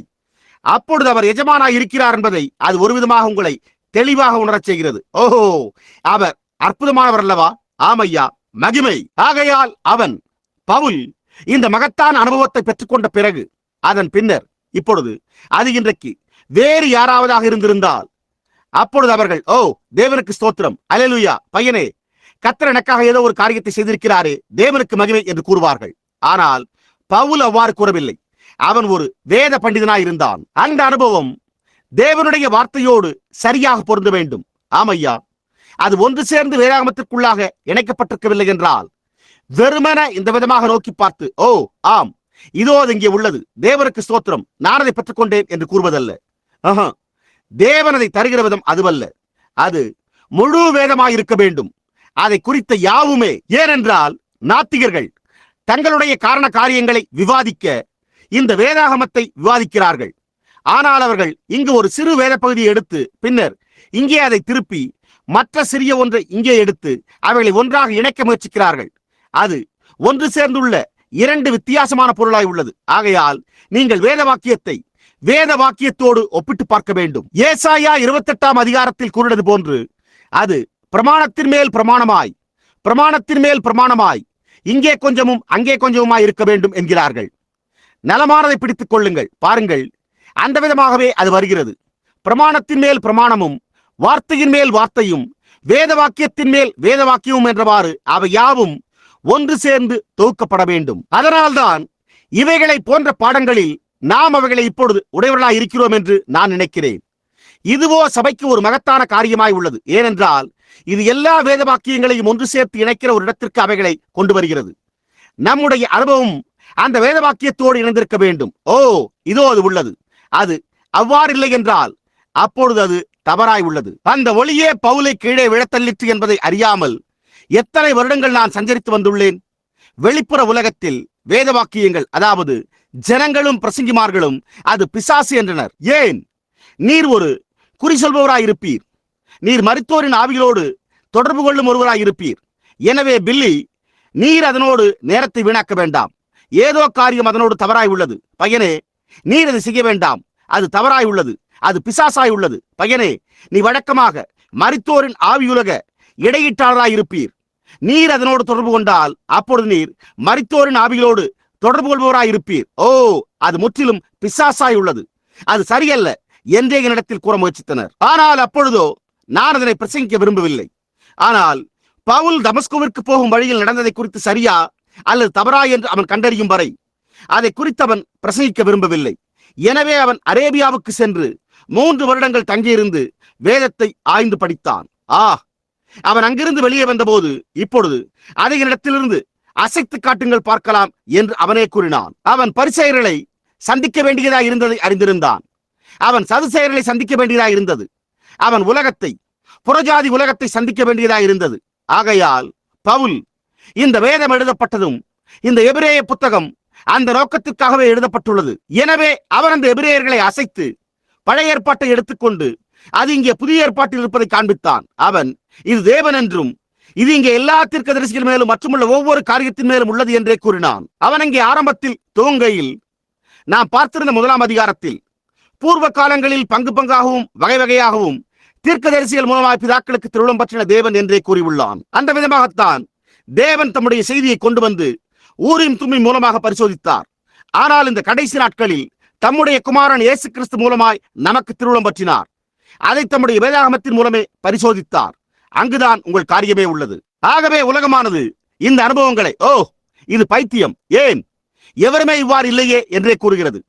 நான் என்னுடைய முதல் எழுப்புதலில் இங்கே உள்ள அந்த மூலையில் பிரசங்கித்து விட்டு நாம் அந்த ஜனங்கள் எல்லோருக்கும் ஞானஸ்தானம் கொடுத்த போது அந்த தூதன் பிரசன்னமானார். அந்த ஒளி இங்கே ஆற்றண்டை இறங்கி வந்தது. அப்பொழுது சகோதரன் பிலிமேன், நீங்கள் அங்கு இருந்திருப்பீர்கள் என்று நான் நினைக்கிறேன். நீங்கள் அப்பொழுது அங்கே இருந்தீர்களா அல்லது இல்லையா என்று எனக்கு தெரியவில்லை. ஆற்றண்டையிலே அந்த ஒளி பிரசன்னமான போது அங்கிருந்தவர்கள் எத்தனை பேர் இங்கே இருக்கிறீர்கள்? பழங்காலத்தவர் எவரேனும் இங்கு இருக்கிறார்களா? ஆம், அவர்களில் சிலர் இருக்கிறார்கள். அந்த ஒளி ஆற்றண்டை இறங்கி வந்தபோது இருந்தவர்கள். அவர்கள் அது வெறுமன கண்ணுக்கு புறப்படுகிற மாயான தோற்றம் என்றனர். அது இறங்கி வந்தபோது நம்மில் அநேகர் நின்று அதனை நோக்கி பார்த்துக் கொண்டிருந்தோம். அதன் பின்னர் பல வருடங்கள் கழித்து தேவன் ஒரு எந்திர தொழில்நுட்ப புகைப்பட கருவியின் மூலம் அதை நிரூபித்தார். அது உண்மையே. அது ஒரு கட்டுக்கதையா இருக்கிறதா? அது அதை போன்ற ஏதோ ஒரு காரியமா இருக்கிறதா? இல்லை ஐயா, நாங்கள் அதை இங்கே வேதாகமத்திலிருந்து எடுத்து உங்களுக்கு காண்பித்துக் கொண்டிருக்கிறோம். அது அதே கர்த்தராகிய இயேசுவாய் உள்ளது. அவர் அதே காரியத்தை செய்கிறார். அவருடைய கிரியை அதே விதமாக உள்ளது. அவருடைய வல்லமையும் அதே விதமாக உள்ளது. இங்கே கடந்த ஞாயிறு நடந்ததை கவனித்து பாருங்கள். அங்கே என்னுடைய படுக்கையில் படுத்துக் கொண்டிருந்த போது என் வாழ்க்கையில் ஒருபோதும் கண்டிராத மனிதனை தரிசனத்தில் கண்டேன். அப்பொழுது நான் வந்து, கூடாரத்திலே ஒரு மனிதன் இருக்கிறார். அவர் நரைத்து போன நரைமுடியுடன் இருக்கிறார். அவர் குருடாயிருக்கிறார். அவரால் நடக்க முடியாது. அவர் ஒரு சக்கர நாற்காலில் உட்கார்ந்திருக்கிறார். ஒரு கருப்பு தலையுடைய மனிதன் அவரை இங்கே அனுப்பினார். அவர் ஒரு மருத்துவர். பெயர் டி ஏக்கர்மேன் என்பதாகும். அவர் ஒரு கருப்பு தலை கொண்ட கத்தோலிக்க மனிதனாக இருக்கிறார். அவர் ஒரு மனிதனை அனுப்பினார். அவர் இங்கே உட்கார்ந்திருக்கிறார் என்றேன். பின்பு கர்த்தர் உரைக்கிறதாவது என்று கூறின மாத்திரத்தில் அவர் எழுந்து அவருடைய பார்வையையும் மற்ற எல்லாவற்றையும் பெற்று வெளியே நடந்து சென்றார். அதை செய்தது எது? அதே தூதன் இங்கு இருக்கிறார். தமஸ்குவிற்கு போகும் வழியில் பவுலை வீழ்த்தி தள்ளின அதே ஒருவர் இன்றைக்கு அவருடைய சபையிலும் அவருடைய ஜனங்களுக்குள்ளும் ஜீவிக்கிறார். அது வேத வாக்கியத்தோடு ஒப்பிட்டு பார்த்து கொண்டிருப்பதாய் உள்ளது. அந்த விதமாகத்தான் அது இருக்க வேண்டும். நாம் வெதுவெதுப்பானவர்களை உடையவர்களாய் இருக்கிறோம். நாம் சற்று கழித்து அதற்குள்ளாக சென்று பார்க்க போகிறோம். நாம் ஒரு ஆழமான காரியத்தை நமக்கு முன்னே பெற்றுள்ளோம். நம்மால் இன்றிரவும் அதற்குள் சென்று பார்க்க முடிந்தால் நலமாயிருக்கும். இப்பொழுது இது ஆழமான தண்ணீருக்குள் செல்ல துவங்குகிறதாய் உள்ளது. உங்களுக்கு தெரியுமா, நான் ஒரு சிறு பையனாய் இருந்தபோது அந்த இடத்திற்கு பின்னால் இருந்த ஒரு சிறு குட்டைக்கு நான் செல்வதுண்டு. நான் அங்கு செல்வேன். நாம் யாவருமே கிட்டத்தட்ட 6-7 வயதாக இருக்கும் போது ஆடையே இல்லாமல் அங்கு சென்றிருப்போம். அந்த தண்ணீர் கிட்டத்தட்ட குறிப்பிட்ட இந்த அளவு ஆழமாய் மாத்திரமே இருந்தது. அது ஒரு பன்றி சேற்றில் புரளும் ஆழங்கொண்ட குட்டையை போன்றதாக இருந்தது. அங்கே எனக்கு ஒரு சோப்பு பெட்டியை போன்று சிறு மண்மேடு இருந்தது. அப்பொழுது என்னால் தலைகீழாக பாய்ந்து முழுக முடியும் என்று காண்பிக்க என்னுடைய மூக்கை பிடித்துக் கொண்டு அந்த விதமாக சேறு தெரிக்கும்படிக்கு குதித்தேன். அப்பொழுது என்னுடைய சிறிய வயிறு சேற்றில் பட உங்களுக்கு தெரியுமா, அது சேற்றினை எங்கும் தெரிக்க செய்தது. அப்பொழுதோ என்னால் நீந்த முடியும் என்பதை நான் என் தந்தையிடம் கூறினேன். அவரும் ஒரு நாள் என்னை அங்கு அழைத்து சென்றார். அப்பொழுது அவர், நீ நீந்துவதை நான் காண விரும்புகிறேன் என்றார். உங்களுக்கு தெரியுமா, அப்பொழுது நான் என்னுடைய உடைகளை களைந்துவிட்டு அங்கிருந்த அந்த சிறிய வெட்டுக்கிளி புதரில் போட்டுவிட்டு பின்னர் ஓடி தண்ணீரில் குதித்தேன். நான் எல்லாவிடத்திலும் சேற்றினை தெரிக்க செய்து கொண்டிருந்தேன். தந்தையாரோ சாலையின் கீழுள்ள வாய்க்கால் பாலத்தின் மீது அமர்ந்து கொண்டிருந்தார். அவர் அங்கு அமர்ந்து சில நிமிடங்கள் என்னை கவனித்து பார்த்தார். பின்னர் உடனே அந்த சேற்று குழியிலிருந்து எழுந்து வெளியே வந்து, நீ குளித்துவிட்டு வீட்டிற்கு போய் சேர் என்றார். பார்த்தீர்களா? கிட்டத்தட்ட அந்த விதமாகத்தான் நம்மில் சிலர் நம்மை கிறிஸ்தவர்கள் என்று அழைத்துக் கொள்ளுகிறோம். நாமோ சேற்றில் தவழ்கிறோம். அது உண்மை. நீங்கள், நான் ஒரு மெத்தோடிஸ்ட், நான் ஒரு பெந்தேகோஸ்தே, நான் ஒரு பிரெஸ்பிட்டேரியன், நான் ஒரு அத்தாட்சியை பெற்றுக்கொண்டேன், நான் அதை பெற்றுவிட்டேன் என்று கூறி நங்கூரமிடப்பட்டுள்ள வரையில் நீங்கள் சேற்றில் தான் தவழ்ந்து கொண்டிருக்கிறீர்கள். ஒரு நாள் நான் என்னுடைய மாமா அவர்களோடு இருந்தேன். நானும் அவரிடத்தில் தொடர்ந்து நீந்த தெரியும் என்று கூறி வந்தேன். அவர் ஏறக்குறைய 15-16 வயதுடையவராக இருந்தார். நாங்கள் ஆற்றில் இருந்தோம். அப்பொழுது நான், லார்க் மாமா அவர்களே, என்னால் நீச்சல் அடிக்க முடியும் என்றேன். உங்களுக்கு தெரியுமா, அப்பொழுது நான் நல்ல விதமாகவும் பாதுகாப்பாகவும் படகின் பின்புறத்தில் உட்கார்ந்து கொண்டிருந்தேன். அவரோ படகின் துடுப்பை எடுத்து ஏறக்குறைய 10 அடி ஆழத்தில் என்னை தள்ளிவிட்டார். அப்பொழுது அது வித்தியாசமானதாக இருந்தது.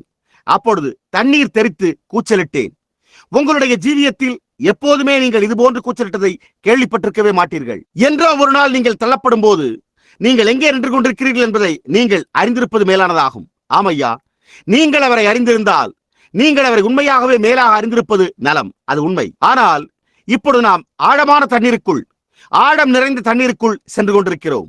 எனவே நீங்கள் ஒரு நல்ல கொழுமையான கிறிஸ்தவராய் இல்லை என்றால் அது உங்களை அங்கே மூழ்கடித்துவிடும். வார்த்தையை கவனியுங்கள்.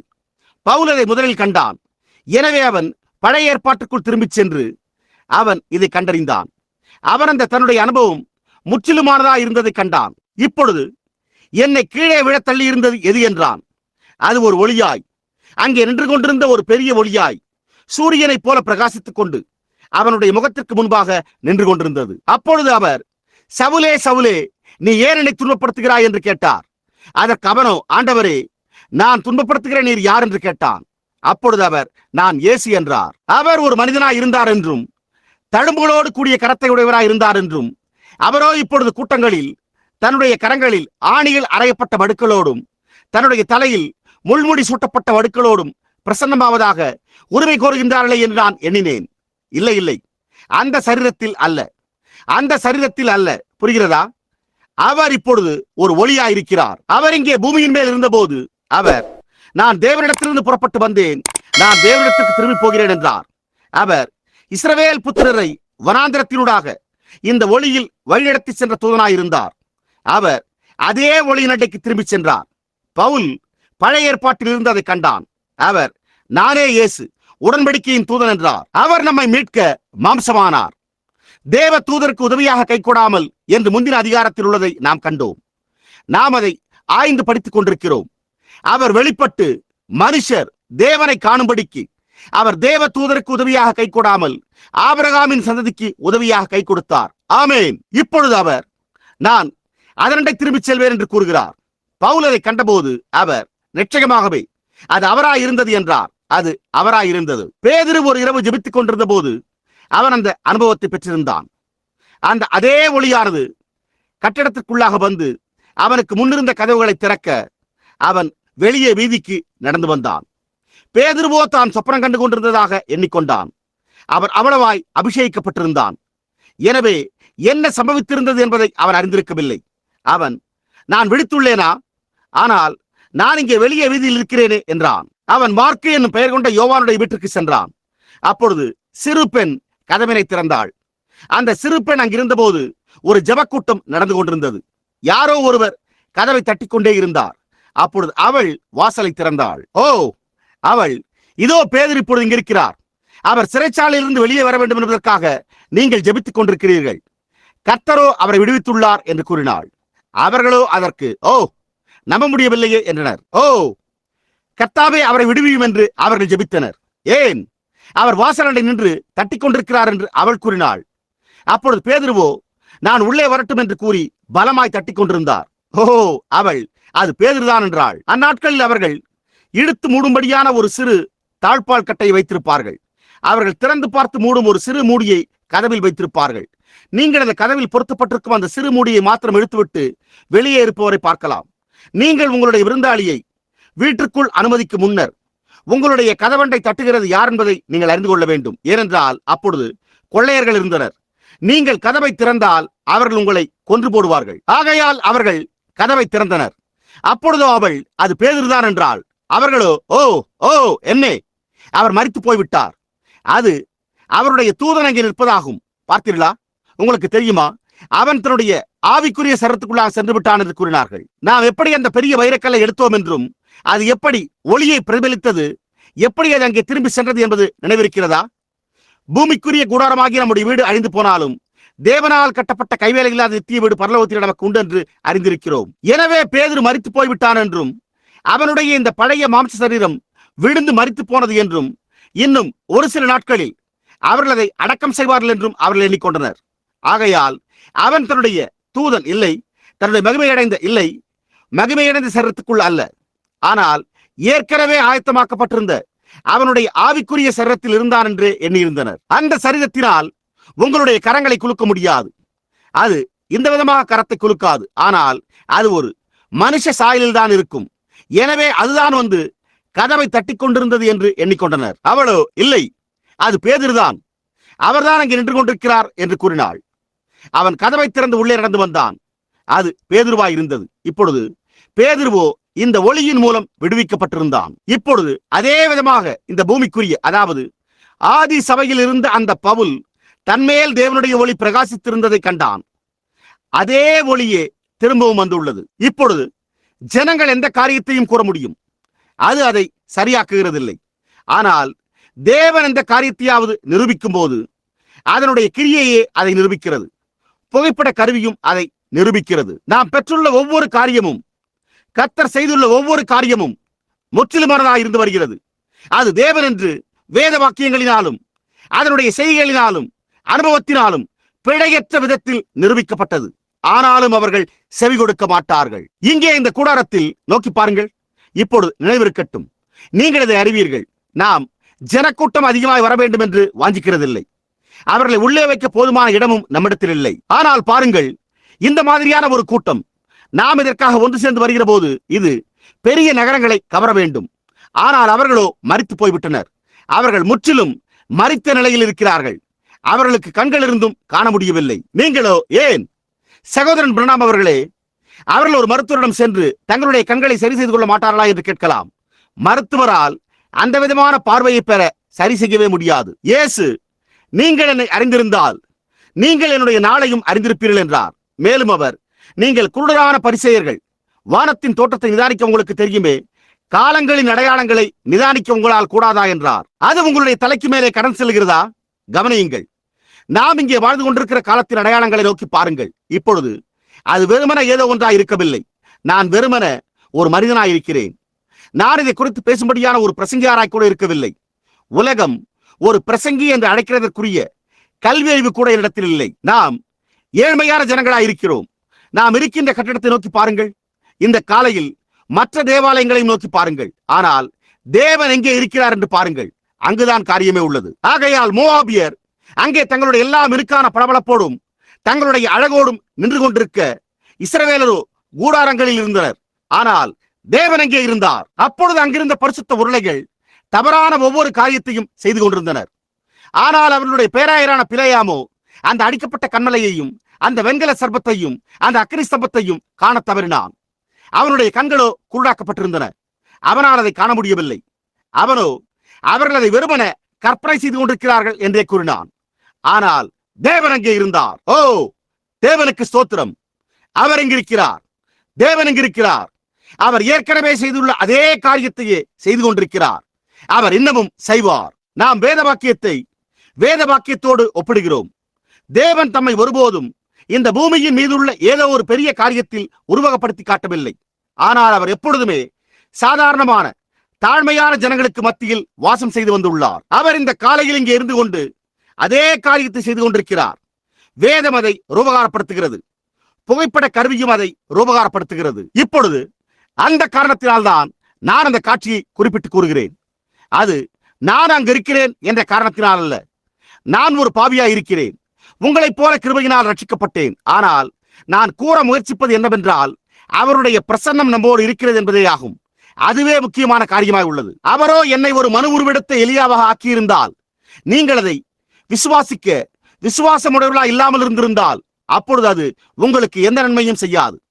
அவர் தமக்கு சொந்தமானதிலே வந்தார். அவருக்கு சொந்தமானவர்களோ அவரை ஏற்றுக்கொள்ளவில்லை. அந்த காரணம்தான் இங்கே இன்றைக்கும் இந்த பட்டணத்திலும் உள்ளது. ஏன்? நான் இங்கே ஏதோ ஒரு கட்டடத்தில் அல்லது ஏதோ ஒன்றில் ஒரு எழுப்புதல் கூட்டத்தை நடத்த முடிந்தால், அதை விசுவாசிக்கும்படிக்கு அநேக ஜனங்களை உங்களால் கொண்டு வர முடியாது. அவர்கள் விசுவாசிக்க மாட்டார்கள். அவர்களால் விசுவாசிக்க முடியாது. அவர்களுடைய நாள் போய்விட்டது. இந்த காலை ஆப்பிரிக்காவில் இந்த விதமான வேத பாடமானது அநேகமாக 10,000, குறைந்தபட்சம் 10,000 ஆத்துமாக்களை கிறிஸ்துவுக்கு உண்டாக்கும். ஆனால் இங்கோ இந்த காலையில் ஒரு பாவி அல்லது வேறு யாரோ ஒரு பின்வாங்கி போனவன் உட்கார்ந்திருக்கலாம். அவர்களில் பெரும்பாலானவர்கள் அலசி ஆராயப்பட்டு எல்லாமே முடிவுற்று விடும் அளவிற்கு காணப்படுகிறது. அவ்வளவுதான். ஆனால் நாம் கூற முயற்சித்துக் கொண்டிருப்பது என்னவென்றால், வேத வாக்கியத்தினால் ஒப்பிடப்படுகிறது என்பதே ஆகும். இப்பொழுது அது எவ்வளவு மகத்தான அனுபவமாக இருந்தாலும் கவலைப்பட வேண்டியதில்லை. அது வேதாகமத்தோடு ஒப்பிடப்பட்டால் ஒழிய, இல்லை என்றால் மற்றபடி அது தவறானதாகும். Urim Thummim. தீர்க்கதரிசி எவ்வளவுதான் நல்லவராயிருந்தாலும் கவலைப்பட வேண்டியதில்லை. அவர் பேசின பிறகு அந்த ஒளியானது ஊரீம் தும்மீமின் மேல் பிரகாசிக்கவில்லை என்றால் அது தவறானதாயிருந்தது. அந்த சொப்பனம் எவ்வளவு நல்லதாக தென்பட்டாலும் அந்த வெளிச்சம் ஊரீம் தும்மீமின் மேல் பிரகாசிக்கவில்லை என்றால் அது தவறானதாகவே இருந்தது. அந்த ஆசாரியத்துவம் முடிவுற்ற போது தேவன் தம்முடைய வேதாகமத்தை முன்னிலைப்படுத்தியுள்ளார். பவுல், நான் உங்களுக்கு பிரசங்கித்த சுவிசேஷத்தை அல்லாமல் நாங்களாவது வானத்திலிருந்து வருகிற ஒரு தூதனாவது வேறொரு சுவிசேஷத்தை உங்களுக்கு பிரசங்கித்தால் அவன் சபிக்கப்பட்டவனாய் இருக்க கடவன் என்று கலாத்தியர் 1:8 கூறியுள்ளான். வானத்திலிருந்து வந்த தூதன் வெளிப்படுத்தினவனாகிய யோவானிடத்தில் கூறினார். அது தேவனாயிருந்தது. அவர், இயேசுவாகிய நான் இந்த காரியங்களை காண்பிக்கும்படிக்கு அல்லது ரூபகாரப்படுத்தும்படிக்கு என் தூதனை அனுப்பினேன் என்றார். அவர், ஒருவன் இவைகளோட எதையாகிலும் கூட்டினால் அல்லது இதிலிருந்து எதையாகிலும் எடுத்து போட்டால் ஜீவ புஸ்தகத்திலிருந்து அவனுடைய பங்கு எடுத்து போடப்படும் என்றார்.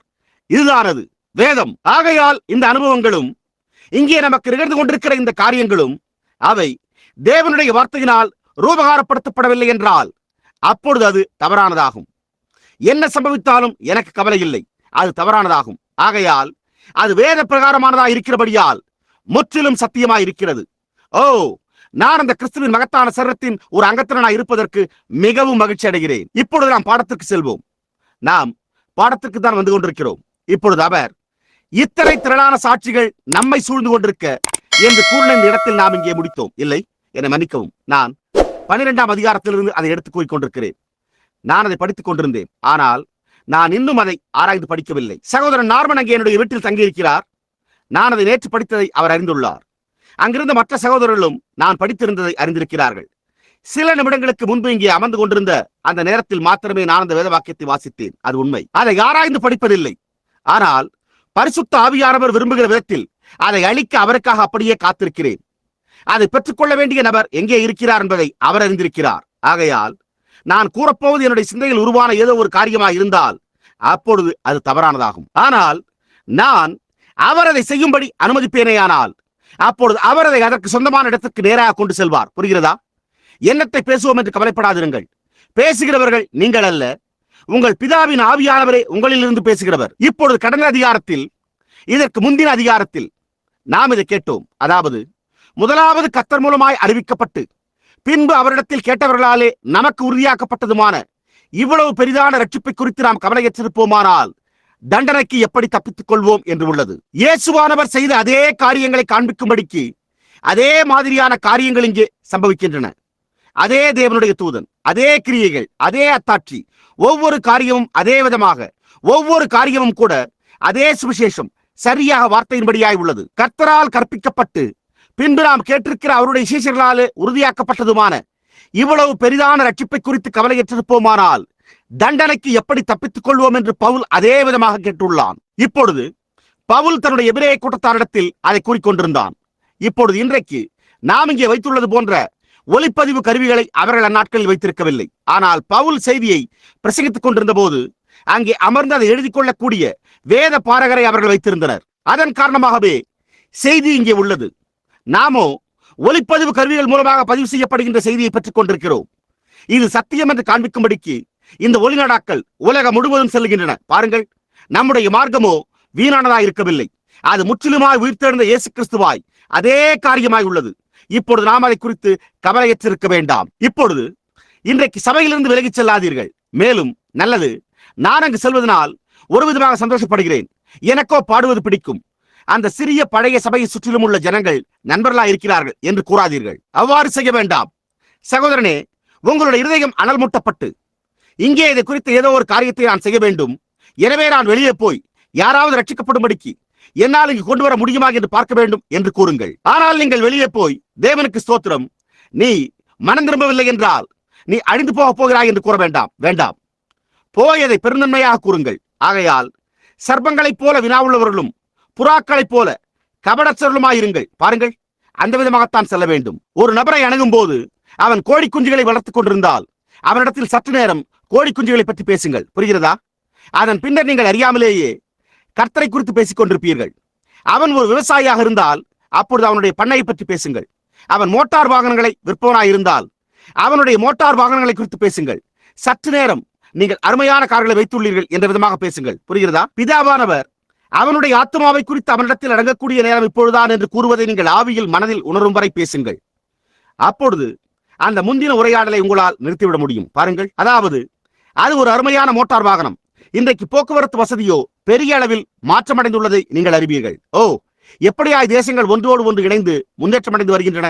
நம்முடைய தேசங்களின் நகரங்களும் ஒன்று சேர்ந்து வளர்ச்சி அடைந்துள்ளன. எனவே நண்பர்களும் தாய்மார்களும் ஒருவருக்கொருவர் சந்தித்துக் கொள்ள முடிகிறது. நீங்கள் விட்டுக் கொண்டிருப்பது போன்ற மோட்டார் வாகனங்களை வைத்திருப்பது ஒரு அற்புதமான காரியமாக உள்ளது என்பதை நீங்களே அறிவீர்கள் என்று பேசலாம். ஆமையா, அது நிச்சயமாகவே அவ்வாறு உள்ளது.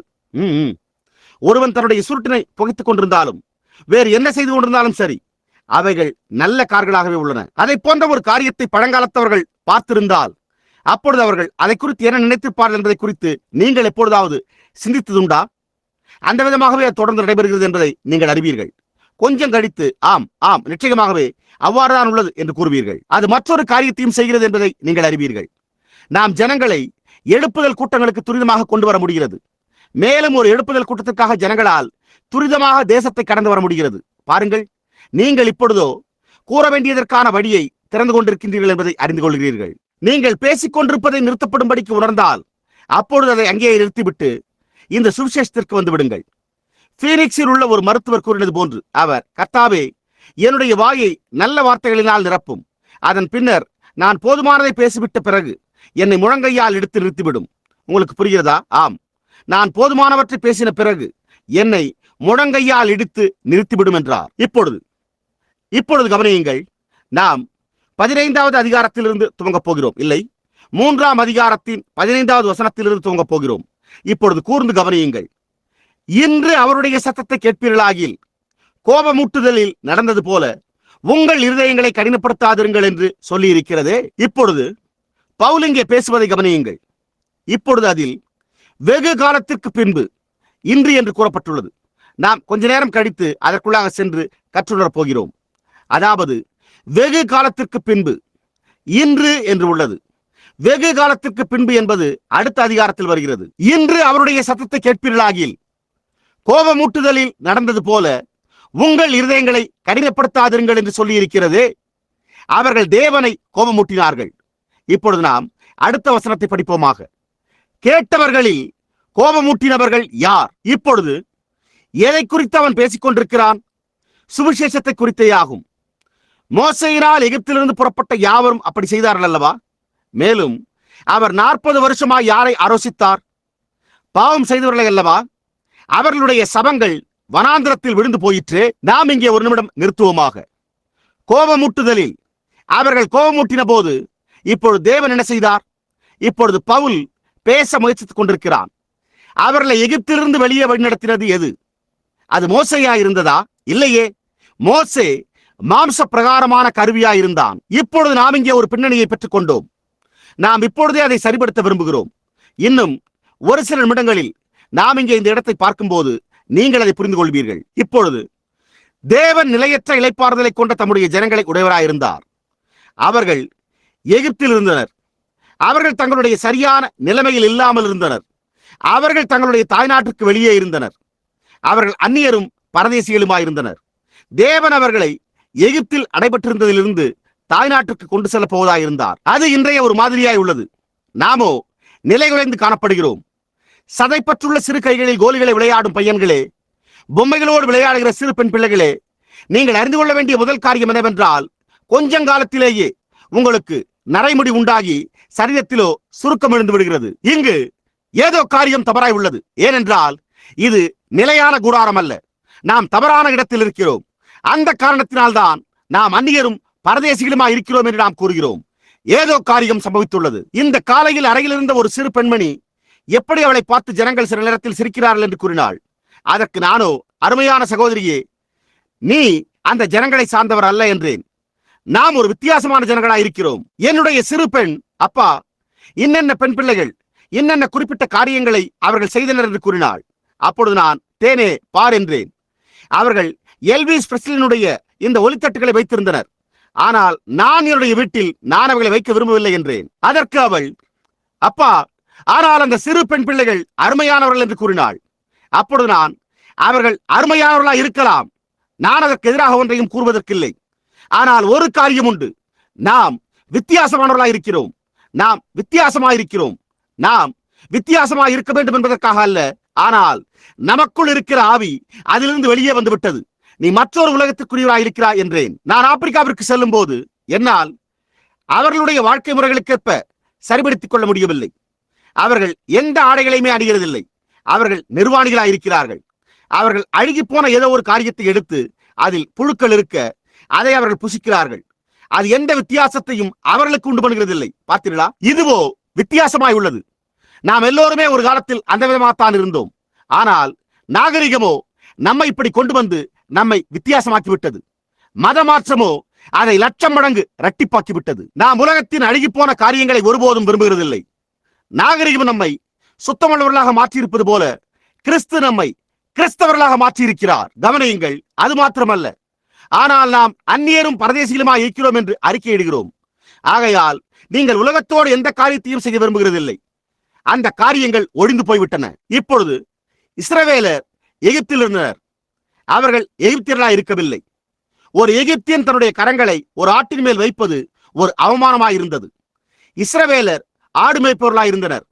மொத்தத்தில் கால்நடைகளை வளர்ப்பவர்களே ஒரு எகிப்தியனுக்கு முழு அவமதிப்பாய் இருக்கும் போது அது மோசேக்கு எப்படி இருந்திருக்க வேண்டும்? பார்வோன் யோசேப்பினிடத்தில் என்ன கூறியிருந்தான் என்று நீங்கள் கவனித்தீர்களா? அது ஒரு அருவருப்பாயிருக்கிறது. அவன், உம்முடைய ஜனங்கள் ஆடு மேய்ப்பவர்களாய் இருக்கிறார்கள் என்றான். ஒரு எகிப்தினால் கூட தன்னுடைய கரங்களை ஒரு ஆடு மேய்ப்பவன் மேல் வைக்க முடியாது.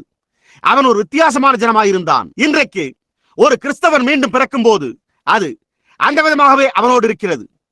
ஜனங்கள் குடித்துக் கொண்டும் அசுத்தமான கேலி பேச்சு பேசிக்கொண்டும் பெண்கள் நிர்வாணமாயும் இருக்கும் இடத்தில் சவகாசம் செய்வது அவனுக்கு அசுத்தமாயிருக்கிறது. ஒவ்வொரு காரியமும் அது அசுத்தமானதாக உள்ளது. ஓ, கர்த்தருக்கு ஸ்தோத்திரம் உண்டாவதாக. நாம் இங்கே பரதேசிகளாய் இருக்கிறோம். நாம் இங்கே அந்நியர்களாய் இருக்கிறோம். ஆவியானது மாற்றப்பட்டிருக்கிறது. ஸ்திரீகள் குட்டைக்கால் சட்டைகளை அறியாத ஒரு நகரத்திற்காகவே நாம் எதிர்நோக்கி கொண்டிருக்கிறோம். அவர்கள் மதுபான கடைகள் வைத்திராமல் இருக்கிற ஒரு நகரத்தையே நாம் எதிர்நோக்கி கொண்டிருக்கிறோம். நீதி வாசமாக இருக்கும் ஒரு நகரத்தையே நாம் எதிர்நோக்கி கொண்டிருக்கிறோம். ஆகையால் நாம் பரதேசிகளாயிருக்கிறோம். ஆகையால் தேவன் ஒரு பெரிய அக்கினி உருண்டையில் இறங்கி வந்து ஒரு ஒளிவட்டமாக ஒரு முச்சடிக்குள் வேகமாக இறங்கி வந்து முதலில் மோசேக்கு தம்மை வெளிப்படுத்த துவங்கினார். மோசே கூறினார், அதாவது அன்றொரு இரவு நாம் அந்த பாடத்தை எப்படி பார்த்தோம் என்பதை நீங்கள் அறிவீர்கள்.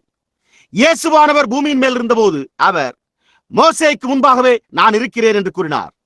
அது எரிகிற முச்சடியில் அக்கினி ஸ்தம்பத்தில் இருந்த இயேசுவாய் இருந்தது. அது இன்றைக்கும் மாறாத அதே இயேசுவாய் உள்ளது. அவர் தம்மை ஒரு அக்கினி ஸ்தம்பத்தில் வெளிப்படுத்தினார். அப்பொழுது மோசே அந்த அனுபவத்தை பெற்றுக் கொண்டான். அதன் பின்னரே அவன் எகிப்திற்கு செல்கிறான். அவன் சுவிசேஷத்தை, நற்செய்தியை பிரசங்கிக்க அடையாளங்களும் அற்புதங்களும் அவனை பின்தொடர்ந்தன. உங்களுக்கு அது புரிகிறதா? அது இன்றைக்கும் அதே காரியமாகத்தான் உள்ளது. அது மாத்திரமல்ல, ஆனால் அந்த எபிரேயர்கள் வெளியே வந்து அந்த ஒளியில் நடந்தபோது அவர்கள் அதே அக்கினி ஸ்தம்பத்தினால் வழிநடத்தப்பட்டனர். வேதமோ தேவனை பரீட்சித்து பார்க்க வேண்டாம் என்று கூறியுள்ளது. இதை கவனியுங்கள், நான் அதை வாசிக்கட்டும். இன்று அவருடைய சத்தத்தை கேட்பீர்களாகில் கோபமூட்டுதலில் நடந்தது போல உங்கள் இருதயங்களை கடினப்படுத்தாதிருங்கள் என்று சொல்லி இருக்கிறதே. அவருடைய சத்தம் உங்களுடைய இருதயத்தில் பேசிக் கொண்டிருக்கிறது. அவர்கள் அவரை கோபமூட்டினார்கள். கவனியுங்கள், கேட்டவர்களில் கோபமூட்டினவர்கள் யார்? இஸ்ரவேலர்கள் தங்களுடைய அவிசுவாசத்தினால் தேவனுக்கு கோபமூட்டினார்கள் என்பதை எத்தனை பேர் அறிவீர்கள்? அவர்கள் முற்றிலுமாய் முறுமுறுத்தனர். தேவன் அங்கே நடந்து சென்றார். அவர்கள் முறுமுறுத்த போது முதல் காரியம், அவர்கள் தொல்லைக்குள்ளானார்கள். இதோ இந்த அக்னி ஸ்தம்பம் அவர்களுக்கு மேலே இருந்தது. அவர்கள் எல்லோரும் அதை கண்டார்களா அல்லது இல்லையா என்று எனக்கு தெரியவில்லை. ஆனால் எப்படி இருந்தாலும் மோசே அதை கண்டான். அது அவர்களுக்கு மேலே இருந்தது. அவர்கள் அதை கவனித்தனர். அவர்கள் வந்தபோதோ, அதாவது அவர்கள் அதை கண்டார்களா என்றால் அவர்கள் அதை கண்டார்களா அல்லது இல்லையா என்பது எனக்கு தெரியவில்லை. அது அவர்களுக்கு முன்பாக சென்றது. அது அங்கே இருந்தது என்று வேதம் கூறியுள்ளது. வேதம் வானசாஸ்திரிகளுக்கு முன்பாக நட்சத்திரம் சென்றது என்று கூறியுள்ளது. வானசாஸ்திரிகளை தவிர வேறு யாருமே அதை காணவில்லை. அது ஒவ்வொரு வானிலை ஆய்வுக்கூடத்தையும் கடந்து சென்றது. அவர்கள் அப்பொழுது நட்சத்திரங்களை கொண்டே நேரத்தை கணக்கிட்டு வந்தனர். ஆனாலும் வானசாஸ்திரிகளை தவிர வேறு எவருமே அதை காணவில்லை. அந்த நட்சத்திரம் அவர்கள் காண்பதற்காகவே இருந்தது. அந்த நட்சத்திரம் வானசாஸ்திரிகளுக்காகவே அனுப்பப்பட்டிருந்தது. அக்கினி ஸ்தம்பம் மோசேக்கு அனுப்பப்பட்டது. மோசே இஸ்ரவேல் புத்திரருக்கு அனுப்பப்பட்டான். அவர்கள் மோசேயை பின்பற்ற வேண்டியவர்களாக இருந்தனர். அவர்களால் மோசேயை காண முடிந்தது. மோசே அந்த ஒளியை கண்டான்.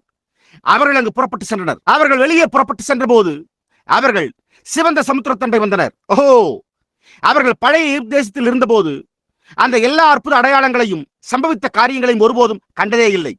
ஆனால் அவர்கள் தங்களுடைய பயணத்தில் வெளியே புறப்பட்ட போது மனமாற்றம் அடைந்து வெளியே கொண்டு வரப்பட்டனர். அதன் பின்னர் நீங்கள் அறிந்து கொள்ள வேண்டிய முதல் காரியம் என்னவென்றால், அவர்கள் தொல்லைக்குள்ளானார்கள். தேவன் உங்களை தொல்லையில் கொண்டு வர விரும்புகிறார். அவர் உங்களை தொல்லையில் வைத்து நீங்கள் அதை குறித்து என்ன செய்வீர்கள் என்று காணவே விரும்புகிறார். ஆகையால் அவர் சிவந்த சமுத்திரத்தண்டை நிறுத்தினார். முதலாவது காரியம் உங்களுக்கு தெரியுமா? அவர்களை இந்த இடம் வரைக்கும் பவனி வரச் செய்து அதன் பின்னர் அவர்களுக்கு பின்னர் பார்வோனை அனுப்பினார். தேவன் எப்படி அதை செய்ய விரும்புகிறார் என்று பார்த்தீர்களா? அவர் தம்முடைய வல்லமையையும் அன்பையும் காண்பிக்க விரும்புகிறார். அவர் தேவனாய் இருக்கிறார். அவர் யாராய் இருக்கிறார் என்பதை உங்களுக்கு காண்பிக்க அவர் விரும்புகிறார். ஆமென். இன்றைக்கு அதை குறித்து சொல்ல என்னவெனில், ஜனங்களோ ஓ, அந்த நாட்கள் கடந்து விட்டன என்று கூறுகிறார்கள். இல்லையே, நீங்கள் அதை போன்ற காரியத்தினால் கற்பிக்கப்பட்டிருக்கும் போது எப்படி தேவன் தம்மை காண்பிக்க முடியும்? ஆனால் தேவன் தம்மை வெளிப்படுத்த விரும்புகிறார். இதோ இஸ்ரவேல் புத்திரர் வெளிச்சத்தில் நடந்து வருகின்றனர். மோசே அவர்களுக்கு முன்னால் செல்கிறான். அங்கே அவர்கள் அவ்வாறு சென்று கொண்டே இருந்தனர். அப்பொழுது மோசே, வாருங்கள், இதுதான் வழி. தேவன் அழைத்துக் கொண்டிருக்கிறார். நாம் வெளியே சென்று கொண்டிருக்கிறோம். நாம் வாக்குத்தத்தம் பண்ணப்பட்ட தேசத்துக்கு சென்று கொண்டிருக்கிறோம் என்று கூறினான். ஓஹோ, அல்லேலூயா! இதோ அவர்கள் எல்லோரும் சத்தமிட்டுக் கொண்டும் குதித்துக் கொண்டும் ஒரு நல்ல நேரத்தை உடையவர்களாக இருந்தனர் என்பதை நீங்கள் அறிவீர்கள். முதலாவது காரியம் என்னவென்று உங்களுக்கு தெரியுமா? அவர்கள் பின்னோக்கி பார்த்து, ஓ, அது என்ன தூசி என்று கேட்டனர். அப்பொழுது அவர்களில் ஒருவன் ஒரு மலையின் மேல் ஏறி அதை பார்த்து, ஓ ஓ, ஐயோ ஐயோ, அது பார்வோனுடைய சேனை என்றான். அப்பொழுது தேவன், நீங்கள் அதை குறித்து அவ்வளவாய் பயப்படுகிறது என்ன? நான் இங்கே என்ன செய்தேன் என்பதை நீங்கள் விசுவாசிக்கவில்லையா? நீங்கள் அதை குறித்து அவ்வளவாய் கவலையுற்றிருக்கிறது என்ன? நீங்கள் ஏன் என்னை கோபப்படுத்துகிறீர்கள் என்று கேட்டார். அவர்கள் அங்கே சென்றபோது மோசே போய் தேவனிடத்தில் பரிந்து பேசி வேண்டினான். அப்பொழுது தேவன் சிவந்த சமுத்திரத்தை திறந்தார். அவர்கள் அதை கால்நடையாய் கடக்க பின்வந்த சத்துருக்களையோ சமுத்திரம் மூடிக்கொண்டது. அந்த விதமாகத்தான் தேவன் அதை செய்கிறார். பயப்படாதீர்கள், உணர்ச்சி வசப்படாதீர்கள், கலக்கமடையாதீர்கள். நீங்கள் தேவனை கோபம் மூட்டினீர்கள். அப்பொழுது அவர் என்ன செய்தார்? நமக்கு ஒரு பெரிய சோதனை உண்டாயிருந்தது. தேவனுக்கு ஸ்தோத்திரம், நாம் அதை கடந்து விட்டோம். நமக்கு இனிமேல் ஒன்றுமே உண்டாயிராது. நாம் வாக்குத்தத்தம் பண்ணப்பட்ட தேசத்திற்கு செல்லும் நம்முடைய பாதையில் இருக்கிறோம் என்பது போன்று காணப்பட்டது. அவர் அவர்களை தண்ணீரே இல்லாத வனாந்தரத்தினூடாக வழி நடத்தினார். உங்களால் அதை கற்பனை செய்து பார்க்க முடிகிறதா? தேவன் தம்முடைய பரிசுத்தமாக்கப்பட்ட பரிசுத்த ஜனங்களை இந்த கன்னிக்குள்ளாக வழிநடத்தி சென்று அதன் பின்னர் அவர்களை அந்த கண்ணியிலிருந்து வெளியே கொண்டு வந்து தண்ணீரே இல்லாத வனாந்தரத்தினூடாக அவர்களை நடத்தினார். அவரால் தண்ணீர் இருந்த வேறேதோ ஒரு வழியாய் அவர்களை அழைத்து சென்றிருக்க முடியும். ஏன்? அவர் வேண்டுமானால் வழிநெடுக ஒரு ஆற்றை அவரால் உண்டு பண்ணியிருக்க முடியும். அவர் விரும்பியிருந்தால் ஒவ்வொரு மலையையும் சந்தோஷத்துக்குள்ளாக அடித்து உடைத்து ஆகாயத்தில் 50 அடி உயரத்திற்கு தண்ணீரை பீச்சியடிக்க செய்திருக்க முடியும். நிச்சயமாகவே அவரால் அதை செய்ய முடியும். ஆனால் அவர் அதை அவ்வாறு செய்திருந்தால் அது மிகவும் லகுவானதாக இருந்திருக்கும். ஓஹோ, என்னே, கர்த்தருடைய நாமம் ஸ்தோத்திரிக்கப்படுவதாக. சகோதரன் பிரணாம் அவர்களே, ஏன் தேவன் இதை நிகழ அனுமதித்தார்? ஏன் தேவன் அதை செய்தார்? தேவன் அதை செய்து கொண்டிருக்கிறார். அவர் செய்யட்டும். அப்படியே தொடர்ந்து செல்லுங்கள். அது தேவனுடைய வேலை. நல்ல மனுஷனுடைய நடைகள் கர்த்தரால் உறுதிப்படும். ஆமையா, அது என்ன வித்தியாசத்தை உண்டு பண்ணுகிறது? சகோதரன் பிரணாம், என்னுடைய எல்லா பணத்தையும் இழந்து விட்டேன் என்று கூறலாம். நல்லது, எப்படியாயினும் தேவனுக்கு ஸ்தோத்திரம். ஓ, நான் இதை செய்தேன், இது சம்பவித்து விட்டது. புயல் என்னுடைய வீட்டை அடித்துக் கொண்டு போய்விட்டது என்று கூறலாம். எப்படி இருந்தாலும் தேவனுக்கு ஸ்தோத்திரம். கர்த்தர் கொடுத்தார், கர்த்தர் எடுத்தார், கர்த்தருடைய நாமத்துக்கு ஸ்தோத்திரம். அப்படியே தொடர்ந்து சென்று கொண்டே இருங்கள். அவை யாவும் தேவனுடைய மகிமைக்காகவே ஆகும். தேவன் என்ன செய்து கொண்டிருக்கிறார் என்பதை அவர் அறிந்திருக்கிறார். சிலர் தண்ணீரினூடாக, சிலர் வெள்ளத்தினூடாக, சிலர் ஆழ்ந்த சோதனையினூடாக, ஆனால் எல்லோருமே ரத்தத்தினூடாகவே. அந்த விதமாகவே அவர் நம்மை வழிநடத்துகிறார். அது உண்மை. ஓஹோ, என்னே, நான் நின்று கூச்சலிட வேண்டும் என்பது போன்று உணர்கிறேன். அந்த விதமாகவே அவர் தம்முடைய அருமையான பிள்ளைகளை வழிநடத்துகிறார். ஓ, உங்களால் அதை அப்படியே உணர முடிகிறதா? இப்பொழுது நான் ஒரு உளவியலாளர் அல்ல, ஆனால் இந்த கட்டடத்தில் இந்த அருமையான ஆவி அபிஷேகிப்பதை உங்களால் உணர முடிகிறதா? நம்முடைய கண்கள் இப்பொழுது அப்படியே திறக்கப்பட்டு இந்த சுவர்களை சுற்றிலும் மற்றும் மேலும் கீழும் உள்ள இந்த சபையின் நடைப்பிரகாரங்களிலும் என்ன நின்று கொண்டிருக்கிறது என்பதை நோக்கி பார்த்தால் எப்படி இருக்கும்? ஓ, எலிசா, ஒரு நாள் காலை அந்த பையன் அவ்வளவு காண முடியாத குருடனைப் போல, சீரியர்களோ அங்கே சுற்றி நிற்கிறதை பாரும் என்றான். அதற்கு எலிசா, ஆனால் அவர்களோடு இருக்கிறவர்களை பார்க்கிலும் நம்மோடு இருக்கிறவர்கள் அதிகம் என்றான். அப்பொழுது அந்த பையனோ, நான் யாரையுமே காணவில்லையே என்றான். அப்பொழுது எலிசா, கர்த்தாவே, அந்த பையனுடைய கண்களை திறந்தருளும் என்றான். அப்பொழுது அவனோ அந்த வயோதிக தீர்க்கதரிசியை நோக்கி பார்க்க, இதோ எலிசாவை சுற்றிலும் அக்கினிமயமான குதிரைகளாலும் ரதங்களாலும் அந்த மலை நிறைந்திருக்கிறதை அவன் கண்டான். அப்பொழுதே அவன் உறுதி கொண்டான். அதன் பின்னர் எலிசா, நாம் போய் அவர்களை குருடாக்குவோம் என்று கூறினான். அவர்கள் காணும்படியாக அவ்வளவு பரிபூர்ணமான பார்வை உடையவர்களாயிருந்தனர். ஆனாலும் அவர்கள் எலிசாவிற்கு குருடாயிருந்தனர். அப்பொழுது அவனோ, நீங்கள் எல்லோரும் எலிசாவை தேடிக்கொண்டிருக்கிறீர்களா என்று கேட்டான். அதற்கு அவர்கள் ஆமையா என்றனர். அப்பொழுது எலிசா, வாருங்கள், அவன் எங்கே இருக்கிறான் என்று நான் உங்களுக்கு காண்பிப்பேன் என்றான். அந்த எலிசாவே அவனாயிருந்தும் அவர்களை வழிநடத்திக் கொண்டு போனான். ஆனாலும் அவர்கள் அதை அறிந்திருக்கவில்லை. அந்த விதமாகவே அது இன்றைக்கும் உள்ளது. கிறிஸ்து இங்கே இருக்கிறார்.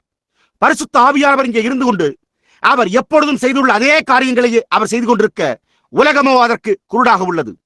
அவர்கள் அதை அறியாதிருக்கிறார்கள். ஓ, அதை குறித்து எனக்கு தெரியாது, என்னுடைய போதகர் என்றெல்லாம் கூறுகிறார்கள். ஓ, இழிவான தளர்வுற்ற ஜனங்களே, நான் என்ன பொருட்படுத்தி கூறுகிறேன் என்று உங்களுக்கு புரிகிறதா? அவர்களோ அதற்கு குருடாயிருக்கிறார்கள். அவர்கள் அதை அறியாதிருக்கிறார்கள். தேவன் வழிநடத்திக் கொண்டிருக்கிறார். இப்பொழுது அவர்கள் சீன் வனாந்திரத்தினூடாக வந்தபோது அங்கு தண்ணீர் இல்லாதிருந்தது. தேவன் அதை அருளியிருந்தார். ஓ, அவர்கள் ஒரு நீர் தேங்கி இருந்த குட்டையை கண்டனர். அப்பொழுது அவர்களோ, இதில் தண்ணீர் உள்ளதே என்று கூறினார்கள். ஆனாலும் அவர்களால் அந்த தண்ணீரை சுவைத்து பார்க்க கூட முடியாமல் போயிற்று. ஓ, அது பயங்கரமாக இருந்தது. என்ன, அது 100% கந்தகத்தை பார்க்கிலும் மோசமாக இருந்தது. பாருங்கள், உங்களுக்கு தெரியுமா, அதில் அழுகி போன முட்டைகளை போன்றவை இருந்தன. ஓ, என்ன, அது பயங்கரமாக இருந்தது. அது விஷமாயிருந்தது. இப்பொழுது அதுவோ சீன் வனாந்திரம் என்று அழைக்கப்பட்டது. அங்கே பல பேரிச்ச மரங்கள் வளர்ந்திருந்தன. அந்த ஊற்றண்டையிலே பேரிச்ச மரங்கள் வளர்ந்திருந்தன. அப்பொழுது மோசே, அதாவது தேவன், ஏன் அவர்கள் இப்படி செய்கிறார்கள்? ஏன் அவர்கள் இப்படி செய்கிறார்கள்? அவர்கள் எதற்காக என்னை கோபமூட்டிக் கொண்டிருக்கிறார்கள்? நான் அங்கே முன்னே அதை செய்திருந்தால் இந்த சூழ்நிலை குறித்து ஏதோ காரியத்தை என்னால் செய்ய முடியாதா என்று கேட்டார். அவர் உங்களை ஒரு சுகவீனத்திலிருந்து குணமாக்கி இருந்தால் அவரால் உங்களை மற்றொன்றிலிருந்தும் குணமாக்க முடியும் அல்லவா? அவர் உங்களை ஒரு தொல்லையிலிருந்து வெளியே கொண்டு வந்திருந்தால் அவரால் உங்களை மற்றொன்றிலிருந்தும் வெளியே கொண்டு வர முடியும் அல்லவா? தேவனுக்கு ஸ்தோத்திரம். அவர் என்னை பாவத்திலிருந்து வெளியே கொண்டு வந்திருப்பாரே, ஆனால் அவரால் என்னை கல்லறையிலிருந்தும் வெளியே கொண்டு வர முடியும். அவர் தேவனாக இருக்கிறார். அது வித்தியாசத்தை உண்டு பண்ணுகிறதா? அவர் மேல் உங்கள் கண்களை வைத்து அப்படியே தொடர்ந்து செல்லுங்கள். மேலும் நான் சிறந்த சமுத்திரத்தை பின்தொடர்ந்து வந்த எகிப்தியருக்கு மூடச் செய்து அவர்களை மூழ்கடித்திருப்பேனே, ஆனால் இந்த தண்ணீரை குறித்ததற்கு ஏதோ ஒரு காரியத்தை என்னால் செய்ய முடியும் அல்லவா? இதை குறித்து எதற்காக என்னை கோபப்படுத்துகிறீர்கள்? ஓ, உங்களுடைய அவிசுவாசம் ஆகிற்று. உங்களுடைய அவிசுவாசத்தின் காரணத்தினாலே நீங்கள் எனக்கு கோபமூட்டுகிறீர்கள் என்று கூறினார். இப்பொழுது சீன் என்ற வார்த்தை இங்கே உபயோகப்படுத்தப்பட்டுள்ளது. கோபமூட்டினார்கள். அவர்கள் அதை செய்ததற்கு காரணம் அவர்கள் அவிசுவாசித்தனர். அவர்கள் ஒருபோதும் வெளியே போய் பகடைக்காய்களை உருட்டி சூதாட்டம் விளையாடவில்லை. அதுபோன்ற காரியங்களை செய்யவே இல்லை. அவர்கள் ஒருபோதும் யாரோ ஒருவருடைய மனைவியோடு ஓட்டம் பிடிக்கவில்லை. வெளியே போய் பொய் சொல்லவில்லை. அவர்கள் அதை செய்து கொண்டிருக்கவில்லை. ஆனால் துவக்கத்தில் அது பாவமாயிருக்கவில்லை. விபச்சாரத்தில் வாழ்வது பாவம் அல்ல. புகைப்பிடித்தல், புகையிலேயே மெல்லுதல், மது அருந்துதல், சூதாடுதல், சபித்தல், சத்தியம் பண்ணுதல் போன்றவை பாவமாயிருக்கவில்லை. அது அவிசுவாசத்தின் தன்மைகளாகும். நீங்கள் ஒரு அவிசுவாசியா இருக்கின்ற காரணத்தால் அதை செய்கிறீர்கள். நீங்கள் ஒரு விசுவாசியா இருந்தால் நீங்கள் அதை செய்யவே மாட்டீர்கள். அந்த காரணத்தினால் தான் இயேசு, என் வசனத்தை கேட்டு என்னை அனுப்பினவரை விசுவாசிக்கிறவனுக்கு நித்திய ஜீவன் உண்டு என்றார். அவன் விசுவாசிக்கிறான் என்று கூறுவதல்ல, ஆனால் உண்மையாகவே விசுவாசிக்கிறவனுக்கே அங்குதான் காரியமே உள்ளது. அது உங்களுடைய எல்லா துவக்க அத்தாட்சியையும் எடுத்து போட்டு விடுகிறது. புரிகிறதா? இப்பொழுது அங்குதான் காரியம். என் வசனத்தை கேட்டு சத்தமிடுகிறவன் என்றல்ல, என் வசனத்தை கேட்டு அந்நிய பாஷைகளை பேசுகிறவன் என்றல்ல, என் வசனத்தை கேட்டு தன்னுடைய கரத்திலோ அல்லது தன்னுடைய முகத்திலோ ரத்தத்தை உடையவனாய் இருக்கிறான் என்றல்ல, அல்லது இன்னும் வேறென்னவோ உடையவனாய் இருப்பவன் அல்ல. அதுவல்ல. அது என் வசனத்தை கேட்டு என்னை அனுப்பினவரை விசுவாசிக்கிறவனுக்கு நித்திய ஜீவன் உண்டு. அவன் ஆக்கினை தீர்ப்புக்குட்படாமல் மரணத்தை விட்டு நீங்கி ஜீவனுக்குட்பட்டிருக்கிறான். பாவம் என்றால் என்ன? அவிசுவாசம். சிறிய ஏதோ ஒரு காரியம் உருவாகும் போது நேராக வேதத்திற்கு சென்று அது உண்மையா அல்லது இல்லையா என்று கண்டறிவதற்கு பதிலாக, ஓ, நீங்களோ, நான் இல்லை, பாருங்கள், நீங்கள் தொடர்ந்து அப்படியே போகிறீர்கள். நான் இருப்பதை போன்றே ஒரு பிரெஸ்பிட்டேரியனாக தொடர்ந்து இருப்பேன், பாருங்கள் என்று கூறுகிறீர்கள். நீங்கள் குருட்டுத்தனமாக அப்படியே தொடர்ந்து போய் தேவனை கோபம் மூட்டுகிறீர்கள். தேவன் ஏதாவது காரியத்தை செய்கிற போது அவர் அந்த தேசம் அதை பற்றி பிடித்துக் கொள்ள வேண்டும் என்று எதிர்பார்க்கிறார். ஆனால் அதற்கு பதிலாக உங்களுக்கு தெரியும், நீங்களோ எனக்கு அதை குறித்து தெரியாது என்று கூறுகிறீர்கள். பார்த்தீர்களா? ஜனங்கள் அதை புரிந்து கொள்ளும்படிக்கு அவர் எதிர்பார்க்கிறார். நீங்கள் போதுமான அக்கறை கொண்டவர்களாய் இருந்து வேதாகமத்தோடு அமர்ந்து ஆராய்ந்து பார்த்தால் நலமாயிருக்கும். வேதாகமத்தினூடாக சென்று அதை முன்னும் பின்னுமாக ஆராய்ந்து பார்த்து அது சம்பவித்துள்ளதா, அது நிறைவேறும் என்று முன்னுரைக்கப்பட்டுள்ளதா என்று பார்க்க வேண்டும். அப்பொழுதே நீங்கள் அதை புரிந்து கொள்வீர்கள். ஆமேன். இப்பொழுது கவனியுங்கள். இன்று அவருடைய சத்தத்தை கேட்பீர்களாகில் கோபமூட்டுதலில் நடந்தது போல உங்கள் இருதயங்களை கடினப்படுத்தாதிருங்கள் என்று சொல்லியிருக்கிறதே. அவர்களால் தேவன் கோபமூட்டப்பட்ட போது நீங்கள் பாருங்கள், கேட்டவர்களில் கோபமூட்டினவர்கள் யார்?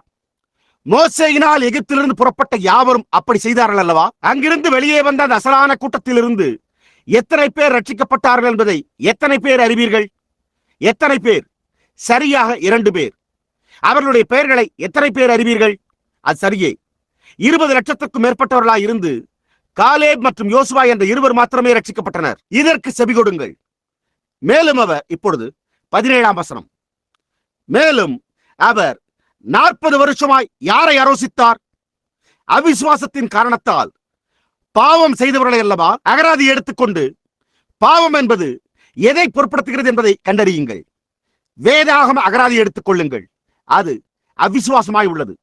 அவிசுவாசம் என்பது பாவமாய் உள்ளது. விசுவாசியாதவனோ ஏற்கனவே ஆக்கிரமிப்புக்குட்பட்டாயிற்று. பரிசுத்த யோவான் 4 பாருங்கள். ஏற்கனவே ஆக்கினை தீர்ப்புக்குட்பட்டாயிற்று. அவர்களுடைய சபங்கள் வனாந்திரத்தில் விழுந்து போயிற்று.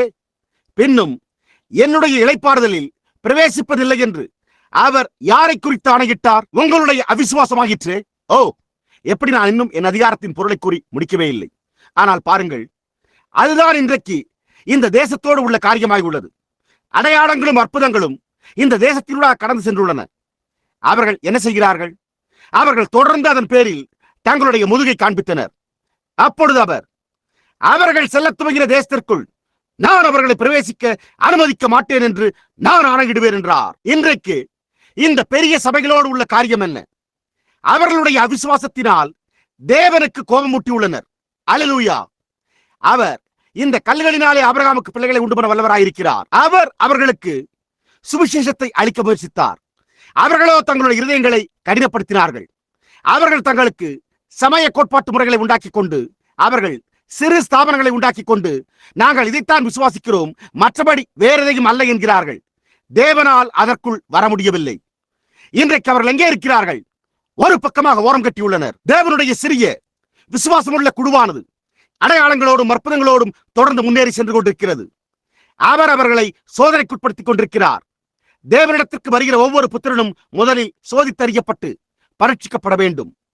பயிற்றுவிக்கப்பட்ட பிள்ளையாயிருக்க வேண்டும். முதலில் சிறு காரியம் சம்பவிக்க அதற்கே எப்படியாயும் அது ஒன்றுமே இல்லை என்று கூறினால், அப்பொழுது நீங்கள் தேவனுடைய பிள்ளையாகிறாமல் தேசி பிள்ளையாயிருக்கிறீர்கள். ஏனென்றால் ஒரு தேவனுடைய பிள்ளை ஆபிரகாமின் வித்தாயிருக்கிறான். அவன் இல்லாதவைகளை இருக்கிறது போல அழைத்து தேவன் அவண்ணமாய் கூறினார் என்று கூறி அப்படியே தொடர்ந்து முன் செல்கிறான். ஆமேன். என்ன கூறினாலும் அல்லது எந்த காரியம் வித்தியாசமானாலும் கவலைப்படாமல் அவர்கள் எப்படியும் தொடர்ந்து முன்னேறிக்கொண்டே இருக்கிறார்கள். தேவன் அவண்ணமாய் கூறினார் என்பார்கள். ஆபிரகாம் அது எவ்வளவு முரண்பாடாய் இருந்த போதிலும் கவலைப்படாமல் அந்த குழந்தைக்காக அவன் 25 வருடங்கள் காத்திருந்தான். அவன் அவிசுவாசிகளிடத்திலிருந்து தன்னை வேறுபிரித்துக் கொண்டான். ஆமேன். ஆகையால் அவனால் விசுவாசிக்க முடிந்தது. என்னே, நான் பக்தி பரவசம் அடைகிறேன். அதை குறித்து சிந்தித்து பாருங்கள். அற்புதங்களின் நாட்கள் கடந்து விட்டன. அதை போன்ற அப்படிப்பட்ட ஒரு காரியமே கிடையாது. அது மதவெறித்தனம் என்ற அந்த உலகத்தின் கோட்பாட்டிலிருந்து நீங்கள் உங்களை வேறுபிரித்துக் கொள்ள வேண்டும். உங்களை வேறுபிரித்துக் கொள்ளுங்கள். வேதம் அப்படியானால் நீங்கள் அவர்கள் நடுவிலிருந்து புறப்பட்டு பிரிந்து போங்கள், அப்பொழுது நான் உங்களை ஏற்றுக்கொள்வேன் என்று கர்த்தர் சொல்லுகிறார் என்று உரைத்துள்ளது. எவ்வளவு அற்புதம்! நீங்கள் உங்களை பிரித்துக் கொண்ட பிறகு நான் உங்களை ஏற்றுக்கொள்வேன். அப்பொழுது நீங்கள் என்னுடைய பிள்ளைகளாயிருப்பீர்கள். நான் உங்கள் தேவனாயிருப்பேன். உங்களை வேறுபிரித்துக் கொள்ளுங்கள். உங்களை அவிசுவாசிகளோடு பிணைத்துக் கொள்ளாதீர்கள். அது உண்மை. ஒரு வாலிபன் திருமணம் செய்து கொள்ளும் போது வார்த்தையை விசுவாசிக்காத ஒரு பெண்ணை விவாகம் செய்து கொள்கிறான். அல்லது ஒரு வாலிப பெண் வார்த்தையை விசுவாசிக்காத ஒரு பையனை விவாகம் செய்கிறாள். நீங்கள் அவ்வாறு செய்ய வேண்டாம். அவன் எவ்வளவு அழகா இருந்தாலும் எனக்கு கவலை இல்லை. அல்லது அவள் எவ்வளவு அழகா இருந்தாலும், அவள் என்னதான் பெரிய கண்களை கொண்டிருந்தாலும் எனக்கு கவலை இல்லை. அவைகள் இந்நாட்களில் ஒன்றில் அவை யாவும் மங்கி மறைந்து போகும். ஆனால் சகோதரனே, உங்களுடைய ஆத்துமா என்றைக்கும் ஜீவிக்கப் போகிறது. எனவே நீங்கள் என்ன செய்து கொண்டிருக்கின்றீர்கள் என்பதை குறித்து நீங்கள் ஜாக்கிரதையாயிருங்கள். அவள் ஒரு உண்மையான விசுவாசியா இல்லை என்றால், அல்லது அவன் ஒரு உண்மையான விசுவாசியா இல்லை என்றால், நீங்கள் அந்த விதமாக உங்களை பிணைத்துக் கொள்ளாதீர்கள். அப்படிப்பட்ட காரியத்திலிருந்து விலகியிருங்கள். அது உங்களுடைய பாதையில் உங்களுக்கு தொல்லையை உண்டாக்க காரணமாகிவிடும். இப்பொழுது கவனியுங்கள் 17வது வசனம்.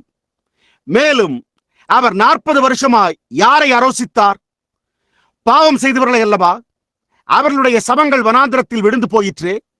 பின்னும் என்னுடைய இளைப்பாறுதலில் பிரவேசிப்பதில்லை என்று அவர் யாரை குறித்து ஆணையிட்டார்? அவர்கள் வெளியே புறப்பட துவங்கினர். ஆனால் அவர்களோ அற்புதங்களை கண்டனர்.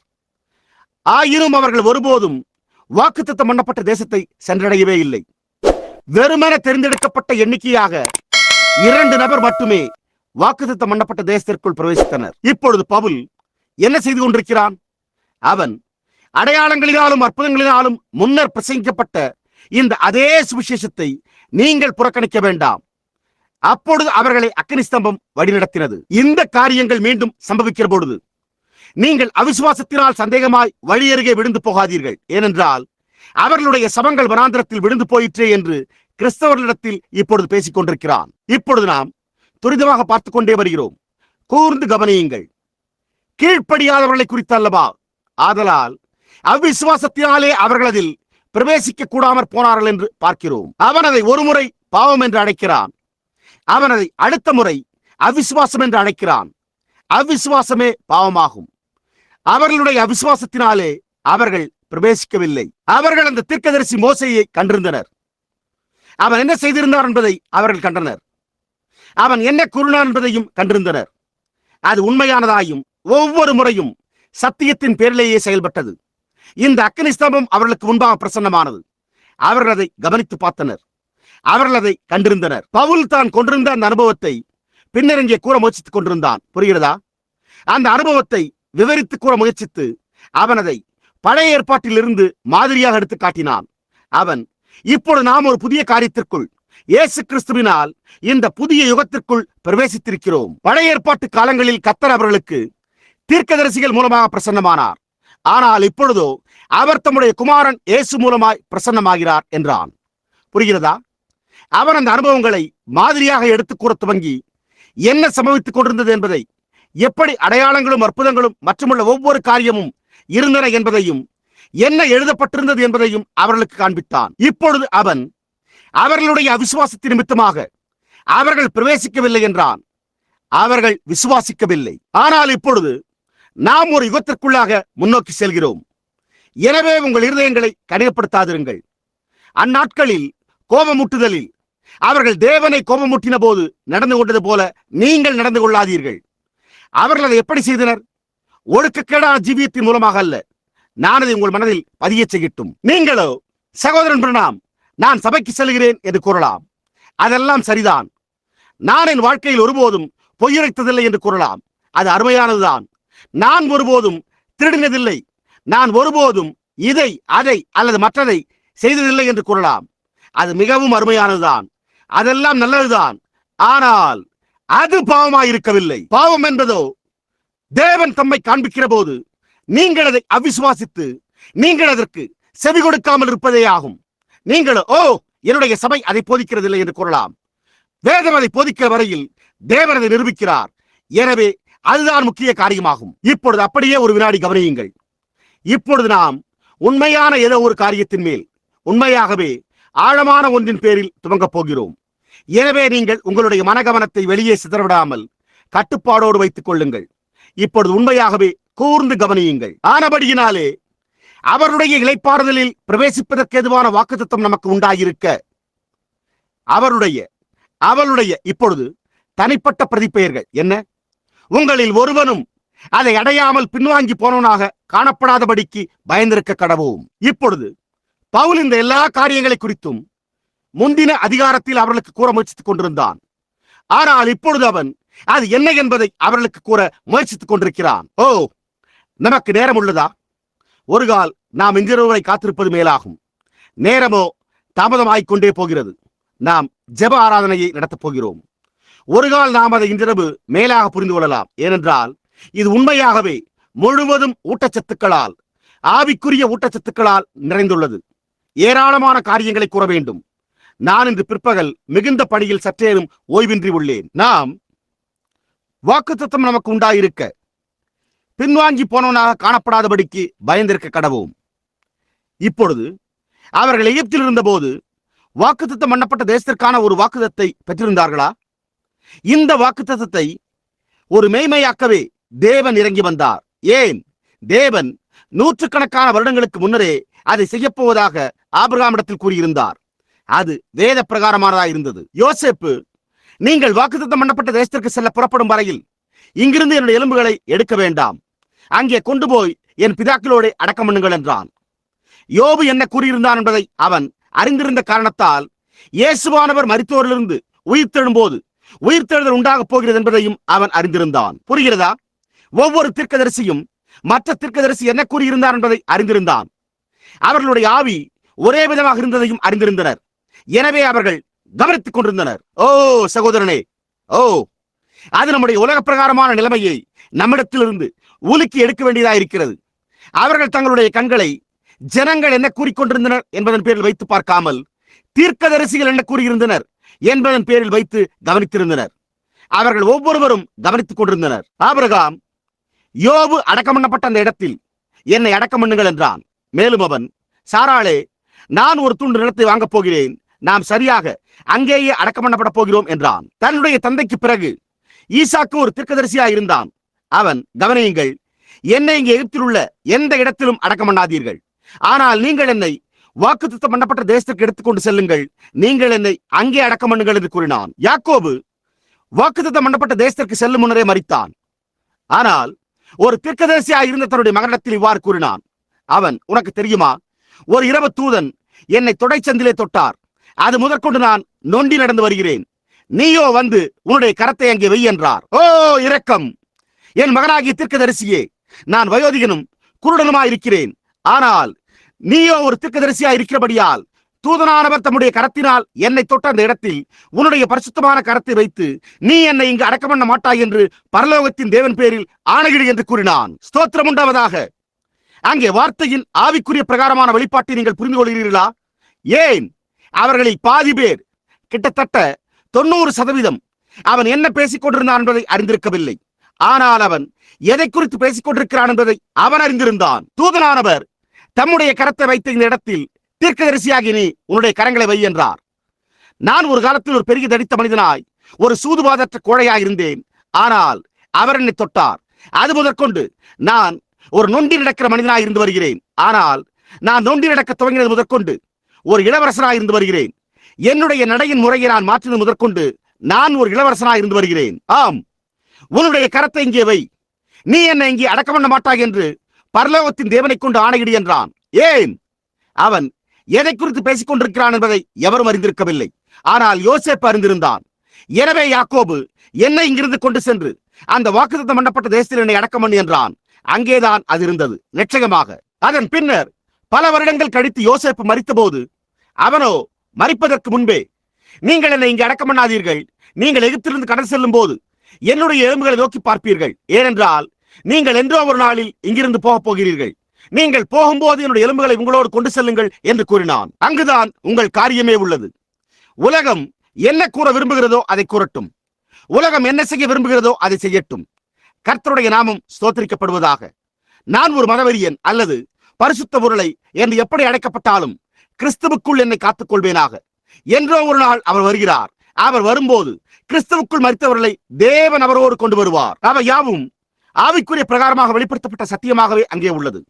எனவே அதை புரிந்து கொள்ள ஒரு ஆவிக்குரிய சிந்தை தேவைப்படுகிறது. நாள் முழுவதும் அதன் பேரில் இளைப்பாருங்கள், அதை குறித்து சிந்தித்து பாருங்கள். நீங்கள் உங்களுடைய இரவு உணவை புசிக்கவில்லை என்றாலும் அதை குறித்து சிந்தியுங்கள். இன்றிரவு நமக்கு உண்டாயிருக்கிற அவருடைய இளைப்பாறுதலுக்குள் நாம் சென்று இன்றிரவு இந்த வாக்குத்தத்தம் என்னவாய் உள்ளது என்று பார்ப்போம். இன்றைக்கு இந்த காரியம் என்னவாய் உள்ளது?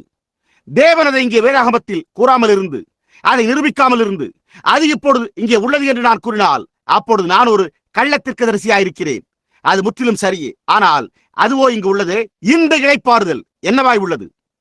அவன் கூறினான், ஆனபடியினாலே அவருடைய இளைப்பாறுதலில் பிரவேசிப்பதற்கு ஏதுவான வாக்குத்தத்தம் நமக்கு உண்டாயிருக்க அவர்கள் செய்தது போல, அதாவது அதை அடையாமல் பின்வாங்கி போனவனாக காணப்படாதபடிக்கு பயந்திருக்க கடவோம். அது அதே வாக்குத்தத்தமாய் இருக்க வேண்டும். அது அதே இளைப்பாறுதலாய் இருக்க வேண்டும். அது அதே தேவனாய் இருக்க வேண்டும். அது அதே அடையாளங்களாய் இருக்க வேண்டும். அது அதே காரியமாய் இருக்க வேண்டும். ஆனால் நாம் இளைப்பாறுவோமாக. இப்பொழுது அது என்னவாய் இருக்கிறது? கர்த்தரதை இன்றிரவு நமக்கு அருள்வாராக. நாம் நம்முடைய தலைகளை வணங்குவோமாக. ஸ்தோத்தரிக்கப்பட்ட கர்த்தாவே, நித்திய மாத்திரமே நாங்கள் இப்பொழுது ஒன்று சேர்ந்து பகிர்ந்து கொள்கிற மகத்தான காரியங்களை வெளிப்படுத்தும். அநேகர் ஆக்கினை தீர்ப்புக்கென்றே நியமிக்கப்பட்டிருக்கின்றனர். யூதா புத்தகத்திலோ நீர் கூறியிருப்பது போல நமது தேவனுடைய கிருபையை காமவிகாரத்துக்கு எதுவாக புரட்டி சிலர் பக்க வழியாய் நுழைந்திருக்கிறார்கள். அவர்கள் இந்த ஆக்கினைக்குள்ளாவார்கள் என்று பூர்வத்தில் எழுதியிருக்கிறது. இன்றைக்கோ சுவிசேஷத்தை பிரசங்கித்துக் கொண்டிருக்கிற அநேகர் தேவனுடைய கிருபையை ஒரு பணம் சம்பாதிக்கும் திட்டத்துக்குள்ளாக புரட்டி மிகப்பெரிய ஒரு சபையையும் பெரும்பாலும் ஞாயிறு வேதப்பாட பள்ளியையும் உடையவர்களாய் தேவனுடைய கிருபையை காமவிகாரத்துக்கு எதுவாக புரட்டுகிறார்கள். உலகமோ குருடான பன்றிகளைப் போல போய்கொண்டிருக்கிறது. அவர்கள் புரிந்து கொள்ளவில்லை. ஓஹோ தேவரே, எங்களுடைய புரிந்து கொள்ளுதலை பெற்றுக் கொள்ளும்படி எங்களுடைய மனதை திறந்தருளும். எங்களுடைய புரிந்து கொள்ளுதல் இப்பிரபஞ்சத்தின் பிள்ளைகளைப் போன்றதா இல்லாமல் இருப்பதாக. ஏனென்றால் நீர் உம்முடைய வார்த்தையில் இவ்விதமாய் ஒளியின் பிள்ளைகளை பார்க்கலும் இந்த பிரபஞ்சத்தின் பிள்ளைகள் தங்கள் சந்ததியில் அதிக புத்திமான்களாய் இருக்கிறார்கள் என்று கூறியிருக்கிறீர். ஆதியில் அவண்ணமாயிருந்தது. காயீனின் புத்திரர்கள் மிகப்பெரிய புத்தியுள்ள விஞ்ஞானிகளானார்கள். அவர்கள் பெரிய கல்வியாளர்களானார்கள். அவர்கள் மூலப்பொருட்களின் தொழிலாளர்களானார்கள். அவர்கள் செழித்தோங்கி மிகவும் பக்தி உள்ளவர்களானார்கள். ஆனாலும் ஆக்கினைக்குட்படுத்தப்பட்டு நியாய தீர்ப்பில் அமிழ்ந்து அழிந்து போயினர். அவர்களுடைய பிரேதங்கள் தண்ணீரில் மிதந்தன. அவர்களுடைய ஆத்துமாக்களோ நரகத்துக்கு சென்றன. இயேசுவானவர் மரித்தபோது அவர் சென்று அவர்களிடத்தில் பேசினார். வேதமோ அந்த ஆவியிலே அவர் போய் காவலில் உள்ள ஆவிகளுக்கு பிரசங்கித்தார். அந்த ஆவிகள் பூர்வத்திலே நோவா பேழையை ஆயத்தம் பண்ணும் நாட்களில் தேவன் நீடிய பொறுமையோடு காத்திருந்த போது கீழ்ப்படியாமற் போனவைகள் என்று உரைக்கிறது. தேவன் அவர் பூமியின் மேல் இருந்தபோது அவர் நோவாவின் நாட்களில் நடந்தது போல மனுஷகுமாரனுடைய நாட்களிலும் நடக்கும் என்றார். ஆனால் நாம் கவனித்து பார்ப்போமேயானால் சேத்தினுடைய வம்ச வரலாற்றில் தாழ்மையான மனிதர்களும் உண்மையான தேவனுடைய மனிதர்களும் தோன்றி உலகத்தின் காரியங்களை குறித்து அதிகம் அறிந்திராமல், உலகத்தின் காரியங்களுக்காக எந்த கவலையும் கொள்ளாமல், பாரமான யாவற்றையும் தள்ளி வைத்துவிட்டு தேவனை விசுவாசித்து தீர்க்கதரிசிகளாகி தேவனுடைய ராஜ்யத்தில் மகத்தான மனிதர்களாயினர். மற்றவர்களோ, உலகில் உள்ள மத சம்பந்தமான மற்றவர்களோ அவர்களை பார்த்து நகைத்து அவர்களை பரிகசித்தனர். ஆனால் நேரம் வந்தபோதோ ஜலப்பிரவாகமும் நியாய தீர்ப்பும் உண்டானது. அது அவ்வண்ணமாகவே இயேசு கிறிஸ்துவின் வருகையிலும் இருந்தது. எப்படியாய் அவர்கள் நகைத்து அவரை குறித்து பரிகாசம் செய்தனர். அவர்கள் தங்களுடைய சொந்த பக்தி மார்க்கங்களையும் தங்களுடைய பெரிய சபைகளையுமே உடையவர்களாய் இருந்தனர். ஆனால் அவர்கள் அந்த விடிவெள்ளி நட்சத்திரத்தை குறித்து பரிகசித்து அவர்கள் அவரை எள்ளி நகையாடினர். ஆனால் அதே சமயத்தில் அவர்கள் நியாய தீர்ப்புக்குள் பிரவேசித்தனர். அவர்கள் எருசலேமுக்குள் ஓடிச் சென்று தங்களுடைய சொந்த பிள்ளைகளையே பட்டினியின் காரணமாக புசித்தனர். அவர்கள் அந்த நகரத்தையும் தேவாலயத்தையும் சுற்றறித்த போது அவர்களுடைய ரத்தம் வீதியிலே ஓடியது. அவர்களுடைய ஆத்துமாக்களோ நரகத்திற்கு சென்றன. கர்த்தாவே, நாங்கள் இங்கே மூன்றாவதாக மீண்டுமாயிருக்கிறோம். இதுவோ ஜீவனின் நேரமாய் உள்ளது. 3 என்பது ஜீவனின் எண்ணாய் உள்ளது. நாங்கள் இங்கே ஆகாயத்தில் எடுத்துக் கொள்ளப்படுவதற்காகவே ஆயத்தமாயிருக்கிறோம். சபையானது இந்த மகத்தான விஞ்ஞான உலகத்தில் முன்னோக்கி செல்கிறது. சபைகளோ இன்றைக்கு சந்தேகப்படுகின்ற விசுவாசிகளால் முழுவதுமாய் நிறைந்துள்ளது. ஆயிரக்கணக்கானோர் தங்களுடைய பெயர் சபை புத்தகத்தில் இருப்பதால், ஆம், கோடிக்கணக்கானவர்கள் அவர்கள் கல்வியறிவற்றவர்கள், அவர்களுக்கு ஒன்றுமே தெரியாது என்று கூறி சுவிசேஷத்தை குறித்து கேலியாக நகைக்கிறார்கள். கர்த்தாவே, அது அவண்ணமாயிருக்கலாம். ஆனால் நாங்கள் கல்வியில் குறைவுள்ளவர்களாயிருக்கிறோம். நீரோ எங்களை கிருபையில் சரி செய்து உருவாக்குகிறீர். உம்முடைய தூதனின் ஒளியை அனுப்புவதன் மூலம், தம்முடைய வல்லமையை வெளிப்படுத்துவதன் மூலம் எங்களை போன்ற ஏழ்மையும் படிப்பறியாதவர்களுக்கும் வார்த்தைகளை உறுதிப்படுத்துகிறீர். ஆனால் நாங்களோ இதற்காக உம்மை நேசிக்கிறோம். ஏனென்றால் தேவனுடைய கிருபையே இதை செய்துள்ளது. நாங்கள் மீண்டும் பிறந்துள்ளோம் என்பதை நாங்கள் அறிவோம். நாங்கள் கவர்ச்சி வாய்ந்தவர்கள் அல்ல. நாங்கள் மிகவும் கவர்ச்சியற்றவர்களாகவே இருக்கிறோம். ஆனால் நீரோ கிருபையினூடாக உம்முடைய இரக்கமுள்ள கரத்தை கொண்டு இயேசுவானவர் எங்களுக்காக ஜெபித்தது போன்று எலியா கேயாசிக்கு செய்தது போல, அப்பொழுதோ அவன் சுற்றிலும் நோக்கி பார்த்தான். அதுபோல நீர் எங்களுடைய கண்களை திறந்திருக்கிறீர். இன்றைக்கோ எங்களுடைய கண்கள் திறக்கப்பட்டுள்ளன. நாங்கள் தேவனுடைய காரியங்களை காண்கிறோம். நாங்கள் முடிவின் நேரத்தில் முன்னோக்கி சென்று கொண்டிருக்கிறோம் என்பதை அறிவோம். புறஜாதியாரின் நாட்கள் கிட்டத்தட்ட முடிவடைகின்ற போது அவரோ தம்முடைய நாமத்திற்காக தெரிந்து கொண்ட ஒரு ஜனத்தை எடுத்துக் கொள்வார். கர்த்தாவே, நாங்களும் அங்கே சேர்க்கப்படுவோமாக என்று நாங்கள் தாழ்மையாய் கெஞ்சி மன்றாடுகிறோம். நீர் இதை அருள வேண்டும் என்று நாங்கள் ஜெபிக்கிறோம். எங்களை ஆசீர்வதியும். இந்த காலையில் இந்த சிறு கூட்டத்தினரை ஆசீர்வதியும். அவர்கள் பல்வேறுபட்ட எல்லா விதமான மார்க்கங்களையும் நம்பிக்கைகளையும் கொண்டு உருவாக்கப்பட்டிருக்கிறார்கள் தேவனே. ஆனால் அவைகளை இன்றைக்கு ஒருபுறம் தள்ளி வைப்பார்களாக. அவர்கள் நேராக கல்வாரியை நோக்கி பார்த்து, தேவனே என்னை வனையும், என்னை உருவாக்கும், நான் களிமண்ணை போல் இருக்கிறேன் என்று கூறுவார்களாக. தீர்க்கதரிசியோ தான் குயவனுடைய வீட்டுக்கு சென்றதையும், குயவன் வணைந்து கொண்டிருந்த மண்பாண்டம் உடைந்து போன போது அவன் திரும்ப வேறு பண்டமாக வணைந்ததையும் அவன் கூறினான். தேவன் எங்களை வைத்திருக்க விரும்புகிற அமைப்பு முறைக்கேற்ப எங்களை வனையும், எங்களை உருவாக்கும். கர்த்தருடைய வீட்டில் நாங்கள் மிதியடியாய் இருக்க வேண்டி இருந்தாலும் கவலைப்பட வேண்டியதில்லை. ஆகாமிய கூடாரங்களில் வாசமாயிருப்பதை பார்க்கிலும் என் தேவனுடைய ஆலயத்தின் வாசற்படியில் காத்திருப்பதையே தெரிந்து கொள்வேன். கர்த்தாவே அதை அருளும். இப்பொழுதே எங்களை ஆசீர்வதியும். நாங்கள் தாழ்மையாய் இருக்கும்படிக்கு காத்துக்கொள்ளும். தேவனுடைய காரியங்களுக்கு எங்களுடைய இதயங்கள் திறக்கப்பட்டு எங்களுடைய சிந்தைகள் தெளிவாயிருப்பதாக. ஏனென்றால் நாங்கள் இதை கிறிஸ்துவனுடைய நாமத்தில் வேண்டிக் கொள்கிறோம். நம்முடைய தலைகள் வணங்கியிருப்பதோடு உங்களுடைய ஆத்தும ரட்சிப்பிற்காக எவரேனும் ஜெபத்தில் நினைவு கூறப்பட வேண்டும் என்று விரும்புகின்றீர்களா என்று நான் வியப்புறுகிறேன். ஒரு பாவியாக இருக்கிற நீங்கள் உங்களுடைய கரத்தை உயர்த்துவீர்களா? தேவன் வாலிபர் அவராகி உங்களை ஆசீர்வதிப்பாராக. வேறு யாரேனும் இருக்கிறீர்களா? ஐயா, அங்கே பின்னால் உள்ள உங்களை தேவன் ஆசீர்வதிப்பாராக. பெண்மணியே, தேவன் உங்களை ஆசீர்வதிப்பாராக. உங்களுடைய ஆத்மாவிற்காக இப்பொழுது ஜெபத்தில் நினைவு கூறப்பட வேண்டும் என்று வேறு யாரேனும் விரும்புகின்றீர்களா? ஐயா, உங்களுடைய கரத்தை உயர்த்தியிருப்பதால் தேவன் உங்களை ஆசீர்வதிப்பாராக. இங்கே உள்ள உங்களையும் தேவன் ஆசீர்வதிப்பாராக. அற்புதம். முடிப்பதற்கு முன்பாக வேறு யாரேனும் இருக்கின்றீர்களா? யாராவது இருப்பார்கள் என்றே நான் உணர்கிறேன். ஐயா, அங்கே மிகவும் பின்னால் உள்ள உங்களை தேவன் ஆசீர்வதிப்பாராக. இப்பொழுது பாருங்கள், நான் உங்களை ஒரு காரியம் கேட்க விரும்புகிறேன். இதுவோ இந்த சிறிய கூடாரத்தில் உள்ள காரணத்தால் நான் கூறுகிறேன் என்று நீங்கள் ஒருபோதும் நினைத்துக் கொள்ள நான் விரும்பவில்லை. இது இந்த ஜனங்களிடத்தில் உள்ள காரணத்தால் நான் கூறுகிறேன் என்று நீங்கள் ஒருபோதும் நினைத்துக் கொள்ள நான் விரும்பவில்லை. இரக்கமுள்ள தேவன், இது கர்த்தருடைய தூதன் தம்முடைய புகைப்படத்தை என்னோடு எடுத்துக்கொண்ட காரணத்தால் என்று எண்ணிக்கொள்ள வேண்டாம். அதை செய்ய அதை குறித்த ஏதோ ஒரு காரியம் உண்டு. ஓ தேவனே, நான் அந்த விதமாக உணர்ந்தால் அப்போது சகோதரனே, உங்களிடத்தில் கேட்பதற்கு பதிலாக நான் அதை திருத்திக் கொள்ள வேண்டும். ஆனால் நான் இதை மாத்திரம் கூறிக்கொண்டிருக்கிறேன். இது சத்தியம் என்று நீங்கள் காணும்படியாக நான் இதை வேத வாக்கியத்தின் மூலமே கூறிக்கொண்டிருக்கிறேன். நான் அதை கூறியிருந்தால் மற்றெந்த பிரசங்கியைப் போல அல்லது வேறு யாரையும் போல அல்லது மற்ற எவரையும் போல கூறியிருந்தால் அப்பொழுது அது வித்தியாசமாயிருக்கும். ஆனால் நீங்கள் அந்த காரியத்தை புரிந்து கொள்கிறீர்கள். எனவே தேவன் அதற்கு பின்னே வந்து அது சத்தியமாக இருக்கிறது என்று நிரூபிக்கிறார். புரிகிறதா? அதுவே அதனை உண்மையாக்குகிறது.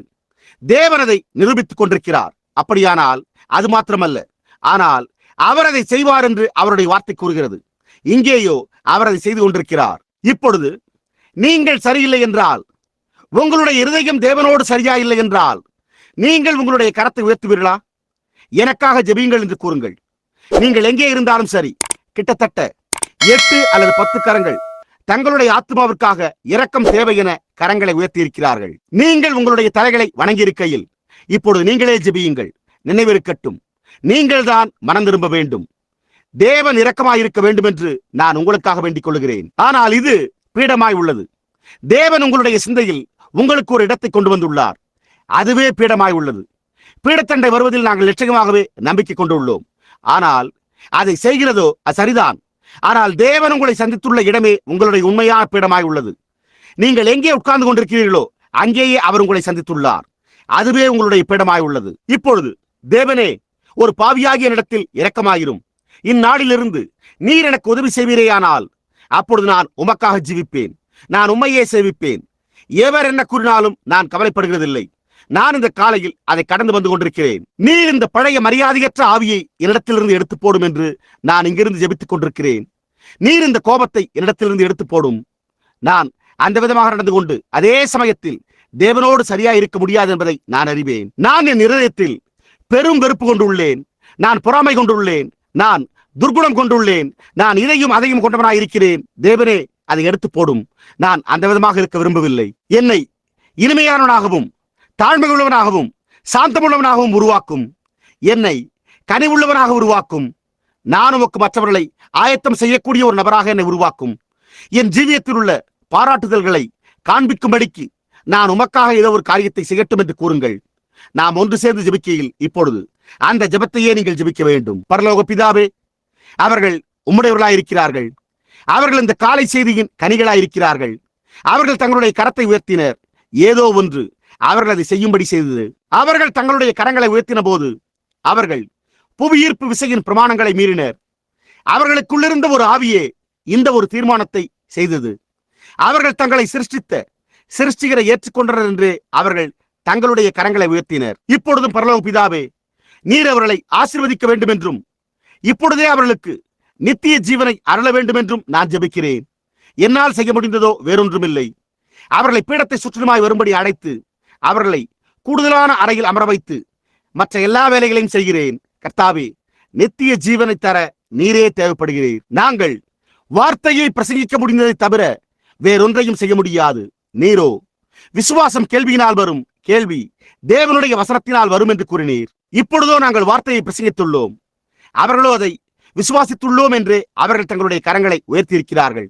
இப்பொழுதே நீர் அவர்களுக்கு நித்திய ஜீவனை தாரும், ஏனென்றால் நீர் அதை அளிப்பதாக வாக்கு பண்ணியிருக்கிறீர். அவர்கள் தங்களுடைய கரங்களை உயர்த்திருப்பதில் உத்தமமாயிருந்தால் அவர்கள் இந்த காலையில் ஒரு இனிமையான, சாந்தமான, தாழ்மையான கிறிஸ்தவராக இந்த கட்டடத்தை விட்டு வெளியே செல்வார்களாக. ஏனென்றால் நீரே அதை வாக்கு பண்ணியிருக்கிறீர். உம்முடைய வார்த்தைகள் தவறிப்போக முடியாது. நான் அதை இயேசு கிறிஸ்துவின் நாமத்தில் வேண்டிக் கொள்கிறேன். ஆமேன். யோவான் இறங்கி வர கண்ட அந்த பிரகாசமான நகரத்திற்காகவே இப்பொழுது நான் காத்துக் கொண்டிருக்கிறேன், காத்திருந்து வாஞ்சிக்கிறேன். அந்த பிரகாசமான நகரத்தில் இப்பொழுது ஆராதியுங்கள். முத்துக்களினாலான அந்த வெள்ளை நகரத்தில் எனக்கு ஒரு வாசஸ்தலமும் ஒரு சுரமண்டலமும் ஒரு கிரீடமும் உண்டு.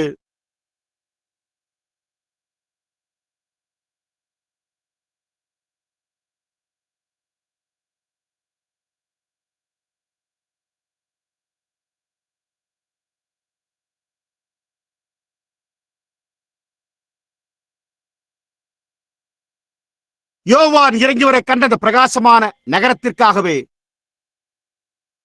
இப்பொழுது நான் காத்துக் கொண்டிருக்கிறேன்.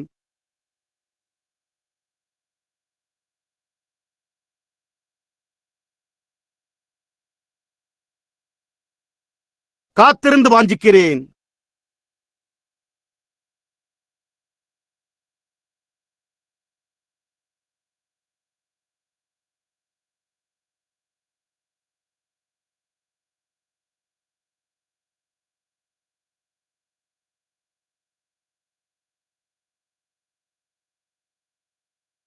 நீங்கள் அவரை நேசிக்கவில்லையா?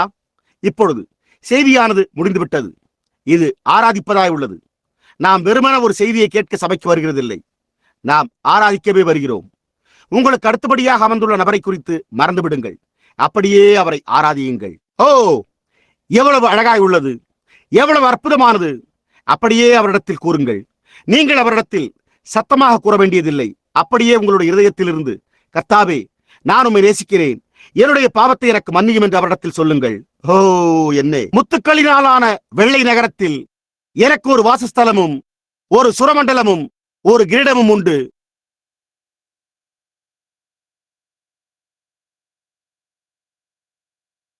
யோவான் இறங்கி வர கண்ட அந்த வெள்ளை நகரத்திற்காகவே இப்பொழுது நான் காத்துக் கொண்டிருக்கிறேன், காத்திருந்து வாஞ்சிக்கிறேன்.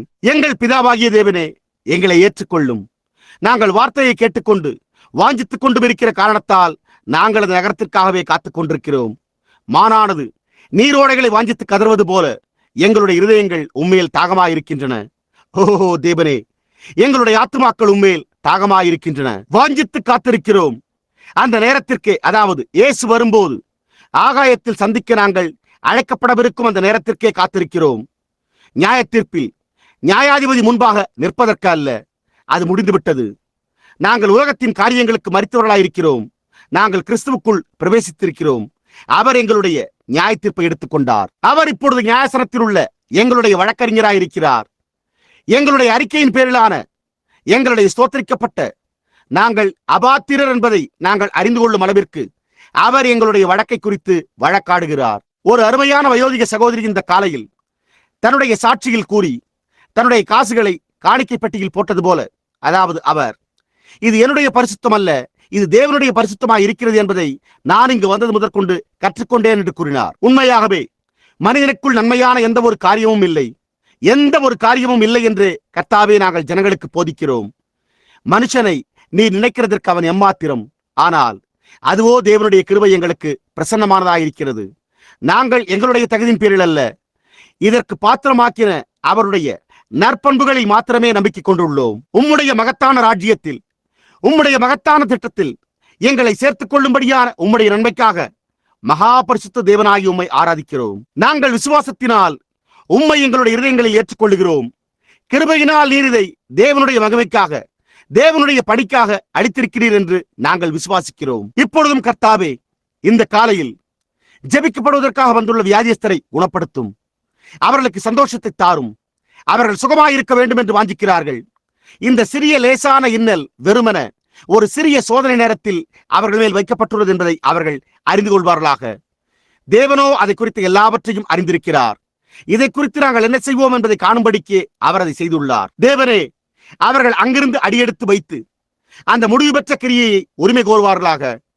அவர்கள் இங்கும் அங்கும் ஓடி உள்ளும் வெளியே போய் எனக்கு இதை அதை தெரியாது என்று கூறுவதன் மூலம் உம்மை கோபமூட்டாதிருப்பார்களாக. கர்த்தாவே, அவர்கள் ஒரு நேர்மையான பின்னிடா உறுதியான தீர்மானத்தை எடுத்து, கர்த்தாவே, நீரே என்னை ரட்சித்தீர், நீரே எனக்காக இந்த காரியங்களை செய்தீர், நான் உம்மை விசுவாசிக்கிறேன், நான் இன்றைக்கும் உம்மையே நம்பிக்கொண்டிருக்கிறேன் என்று கூறுவார்களாக. நீர் இதை கிறிஸ்துவின் நாமத்தில் இந்த ஜனங்களுக்கு அருள வேண்டும் என்று நான் ஜெபிக்கிறேன். ஆமேன்.